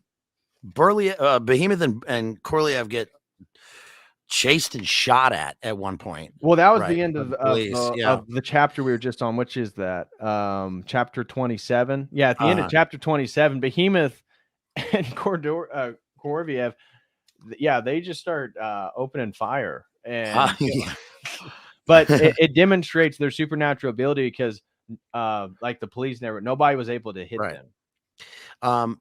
There's a great part, a description at the beginning of 29 where Woland is seated on the folding tabaret. His long broadsword has been rammed vertically into the crack between two flagstones, thus forming a sundial. The sword's shadow lengthened slowly and steadily as it crept up to the black slippers on Satan's feet, with his sharp chin resting on his fist and one leg folded beneath him. Woland sat hunched on the tabaret, staring fixedly at the vast assortment of huge buildings, palaces, and shacks condemned to destruction. This is Miltonian. This is Satan sitting on the edge of the precipice in adamantine chains, gazing at the destruction and hell. With his broadsword in the chasm. And then we also have Matthew, who says, "I'm not a slave," becoming enraged. "I am his disciple," he says, because Woland says you're his slave. And then he's read the master's work and asks, and here we get the final judgment within the book, which is Matthew comes and says he has read the master's work. He's talking about Christ, and has asked that you take the master with you and grant him peace. Is that so difficult for you to do? Spirit of evil, capitalized. And then Woland says in his pride, "Nothing is difficult for me to do, as you well know." He was silent for a moment and added, "But why aren't you taking him with you to the light? He has not earned light. He has earned peace," said Levi in a sad voice. "To him that it shall be done, and leave me this instant." So they have to do this. And then we go into chapter 30. Time to go. And then they gather them together, Master and Margarita. They say their goodbyes to a bunch of people. I know I'm kind of skipping over here a lot, but they say their goodbyes. Azazel confronts the cook, who, this is the part where he tries to make the sign of the cross, and Azazel says, "I'll cut your hand off." And then they end up flying. They fly over darkness. And the shootout was at the Bazed Lit meeting. So it was in the fine dining room. Right. And the to put a point that I think of his interest within everything you said is, once Matthew relays to Woland Satan that Jesus has said Master Margarita, or at least the master specifically, is going to receive peace, the two sort of henchmen go back to the apartment where they're at and have them drink wine, which kills them. But then they come back alive, they drink it again, and then they become out of their body. Yeah, and doesn't Margarita say something like, "Oh, I get it, we're dead"? Yeah. Right? Not yet. Shouts out to So KF in the chat. She says Koroviev is from Korova, which is cow, another animal reference. Oh, is that like Korova milk bar? that makes It makes sense. Oh, yeah, Anthony great Burgess. We great did call, KF. Great yeah, call. great one. We did. I did not know that, and that's from the Satnat. Sort of newspeak in Clockwork Orange. The Korova milk bar makes sense. That's where they're drinking Drencrum, which is Drino. Yeah. And one person that we never mentioned is Natasha, the housekeeper. Is that she actually in one of the chapters, and it's kind of a minor thing, so it wasn't a huge part of the general narrative, but she takes the same cream and puts it all over her that Margarita did. She becomes a witch, and she loves it. And so she actually goes to the party and asks Woland, Satan, to continue to be a witch. She took the neighbor, the person who lived under Margarita, Nikolai Ivanovich, and turned him into a pig, who the reason why she did is he came to give her, he saw how beautiful she was after she put the cream on through the window, and he went up to the apartment, apparently went inside, found her in the bedroom, and propositioned her for sex. She put the cream on him. He turned into a pig. She was a witch, and she rode him through that. She didn't have a broom. She rode the pig. And so after the ball, she continues to be a witch. Nikolai Ivanovich chooses to go back to being a man. And he, again, symbolic of, in a way, cowardice, is just another cog in the wheel of the Soviet machine. And he goes to live that life. And so, yeah, I just wanted to highlight. She Natasha, says like an Animal goes on to House. be a witch. She's like an Animal House. You, sir, are a pig, pig, right? Turns him into a pig. And then, of course, if pigs could fly, right? Because this deals with the insanity thing. Like, oh, that'll never happen unless pigs can fly. And so we have flying swine in the sky. Also, there's the flying. This reminds me of the flying pig imagery in the Pink Floyd with the Pink Floyd album. But it's the unbelievable becomes, the metaphysical blends into reality here. And so it ends then with Master tells Ivan at one point, he goes back to the psych ward when they're like going back to their apartment, and tells him to finish the manuscript, which Ivan he clearly doesn't do and didn't have an intention to. But the master completes his own manuscript at the end by freeing Pilate from the guilt of what he did. And so it ends by Pilate and Benga still by his side, in a way mourning over the grief of what he's done in the moonlight, which the moonlight plays a repetitious role in the book. And whenever it brings up Pilate, he's usually, at least after chapter 2, he's usually under the moonlight. So it shows that he's sort of scarred. He's under the same moon, pondering the same things. And it's the master. And I think what it's really highlighting is a sort of magical relationship between good art and reality. And that it actually is in a way a sort of magic, that it, you can bring things to life and cause real effects. And for him, he frees and forgives Pilate, a la Margarita forgiving the woman that got raped and had the baby that she killed. And this sort of ends the book. That's like chapter 32. So realizing grief unburdens oneself for the future, and in terms of what ends up being their absolution and eternal refuge, just like the master is unburdening himself of this story he has to tell and writes the book. And it's kind of like, you can't help but think of like writing your name in the book, finding your name in the book of life. Whereas Margarita has written her name in the book of death, but still receives grace here.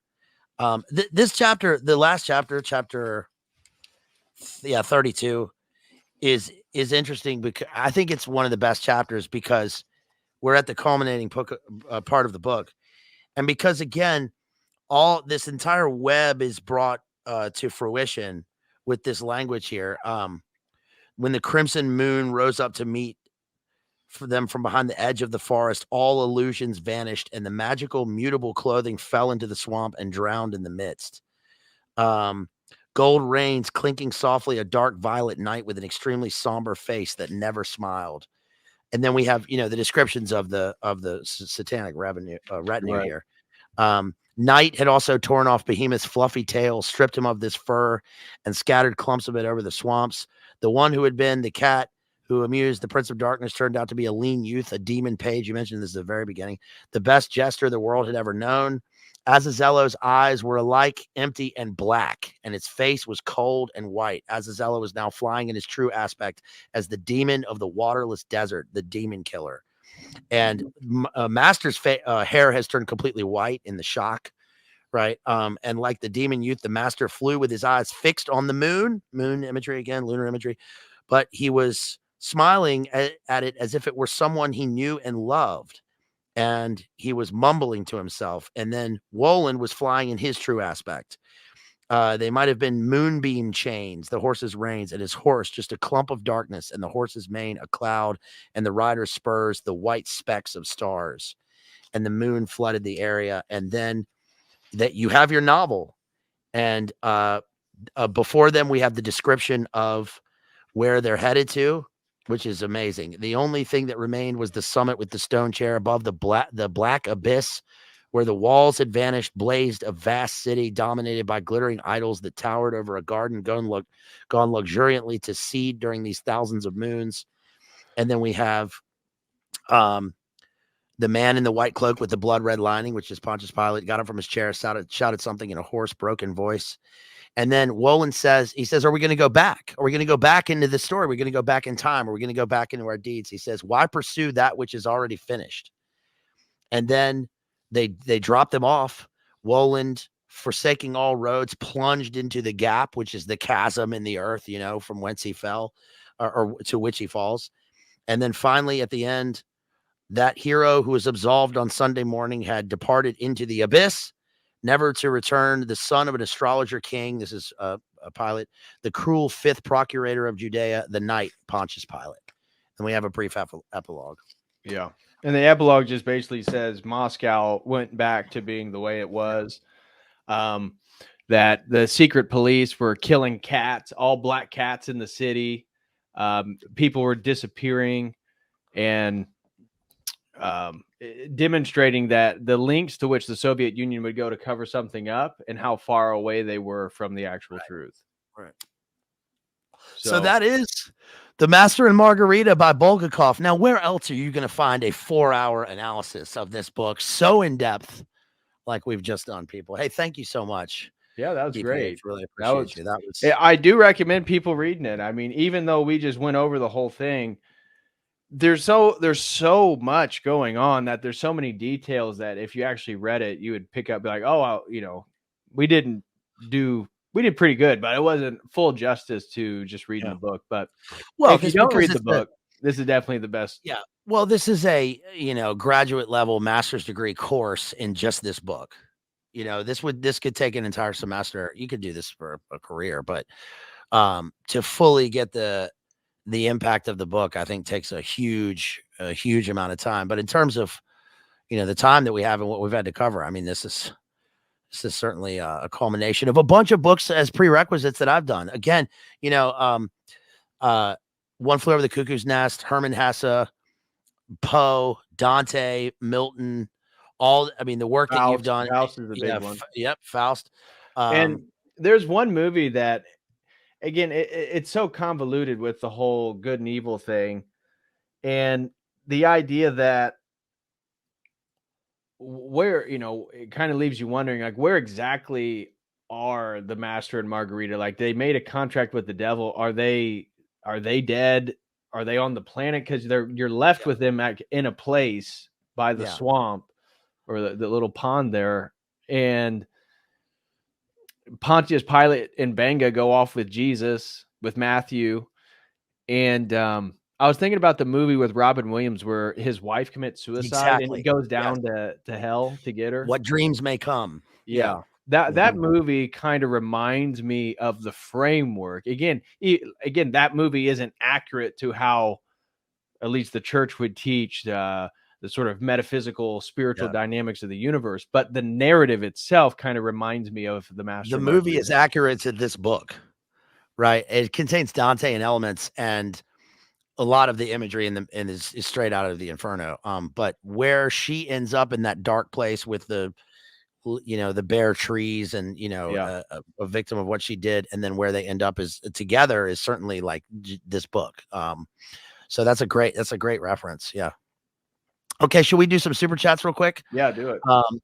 Let's see. Okay, shouts out to Amy, who drops $15 via PayPal and says, "Been busy. I'm so glad to tune in again.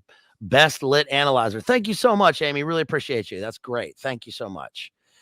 Let's see. Shouts out to Jason, who drops $10 via PayPal. Thank you so much, Jason. As always, thank you for being here for us and holding things down. Really appreciate you, as always. Shouts out to Real John Connor, who drops $20 for Master in Margaritaville. Borscht in paradise. Thank you, Real John Connor. Margaritaville. That's right. Cheeseburger in paradise. Yeah. So thank you so much for that. Really appreciate you. Let's look at the super chats if I can pull it up without freezing here. Super chats. Thank you so much to Luchador, who drops $5 and says, do your rendition of the classic Weird Satanist Guy video, please. We read that one. Thank you so much, Luchador. Shouts out to Juan Carlos Gonzalez Jr., who drops $1.99 and says, "Good Elvis stream last night." Thank you so much. Yeah, everybody go back and watch my Elvis stream that I did with the great Jamie Hanshaw. That was a lot of fun. We did a deep dive into Priscilla, the Sofia Coppola movie, and all things Elvis. Please go back and check that out. Also, shouts out to Sabrina, who got in late from that Elvis stream. She says, "Just showed up late. I will rewind." Thank you both. Shouts out to Sabrina. Thank you so much. And then let's see. I think we got there's a dono chat in here. Thank you to the members, people who grabbed a membership. Really appreciate you. Shouts out to KF, who drops $50. Here's for overcoming your cowardice and making it through all those Russian names. Ooh, shots fired. Thanks so much, guys, and God bless. Yeah, I don't know about cowardice. I went as hard as I could with the Russian names, but thank you so much. I think we tried to do the names justice, but I butchered them. You have been you are the expert in the Russian language, and we thank you for your we thank you, KF, for everything that you. Oh, she's Russian. There. Oh, okay. She's and she's the one who dropped the comment. Yeah. Yes, and then.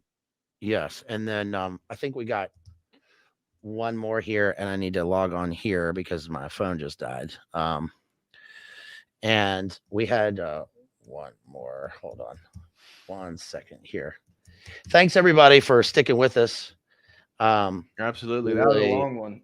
That's a lot of information if you haven't read the book. It's hard to fit all that into context.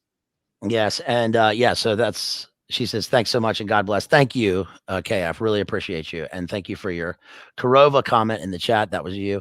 Shouts out to First Person Q, who drops $3.99 dono chat. Great stream. Good prequel to Master and Commander. Okay. We just talked about Master and Commander. So everybody should watch that movie. That's a great movie. I did that on the Ridley Scott I forget what I call it. The Ridley Scott stream that we did, Searching for the Hero. As part of White Squall. I posed that as a counterpoint. And shouts out to Jesse for $10. That's not much, but next time it will be more. Merry Christmas, my friend. Hey, thank you so much. Thank you for Merry Christmas to everybody. There's 10 hard-earned bucks, because it's certainly hard to make a buck out there. And we really appreciate you. Thanks for everybody in the chat. You guys, please like and share the stream. Please go back and watch all of David Patrick Harry's entire opus, all of his works. And we recently did Home Alone. Yeah. And really appreciate you coming over here, my friend. So thank you for that, and hope to have you back here again soon. And anything else you want to end with? No, man. Thanks for having me. That was a lot of fun. It's a lot in that book. I do recommend it if anybody ever wants to dive into it. I really want to do The Brothers Karamazov by Dostoevsky. I haven't read that one. That's over 1,000 pages, though. Yeah. That's an ordeal. So My goal is eventually, usually once I'm done with school, God willing, I want to do like a book club again, and where you get like a group of people and read 5 to 10 chapters and just meet, in an orderly fashion. That's fun to go through with a group.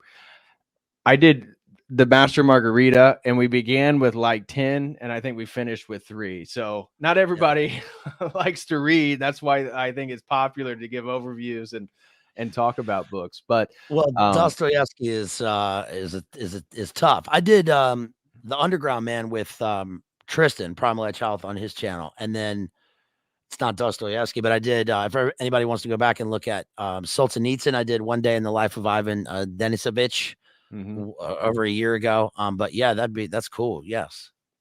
Yeah. Dostoevsky. So God willing, I want to do that eventually in the future, because it is fun to go through a group, because everybody sees different stuff. And so when you read it in more bite size and not do a whole book, when you have like 5 chapters, you can really have a great conversation for a couple hours with a group of people. Yeah. And that's always fun. But appreciate you having me. God bless everything you do. Merry Christmas to you and your family, and keep on rocking.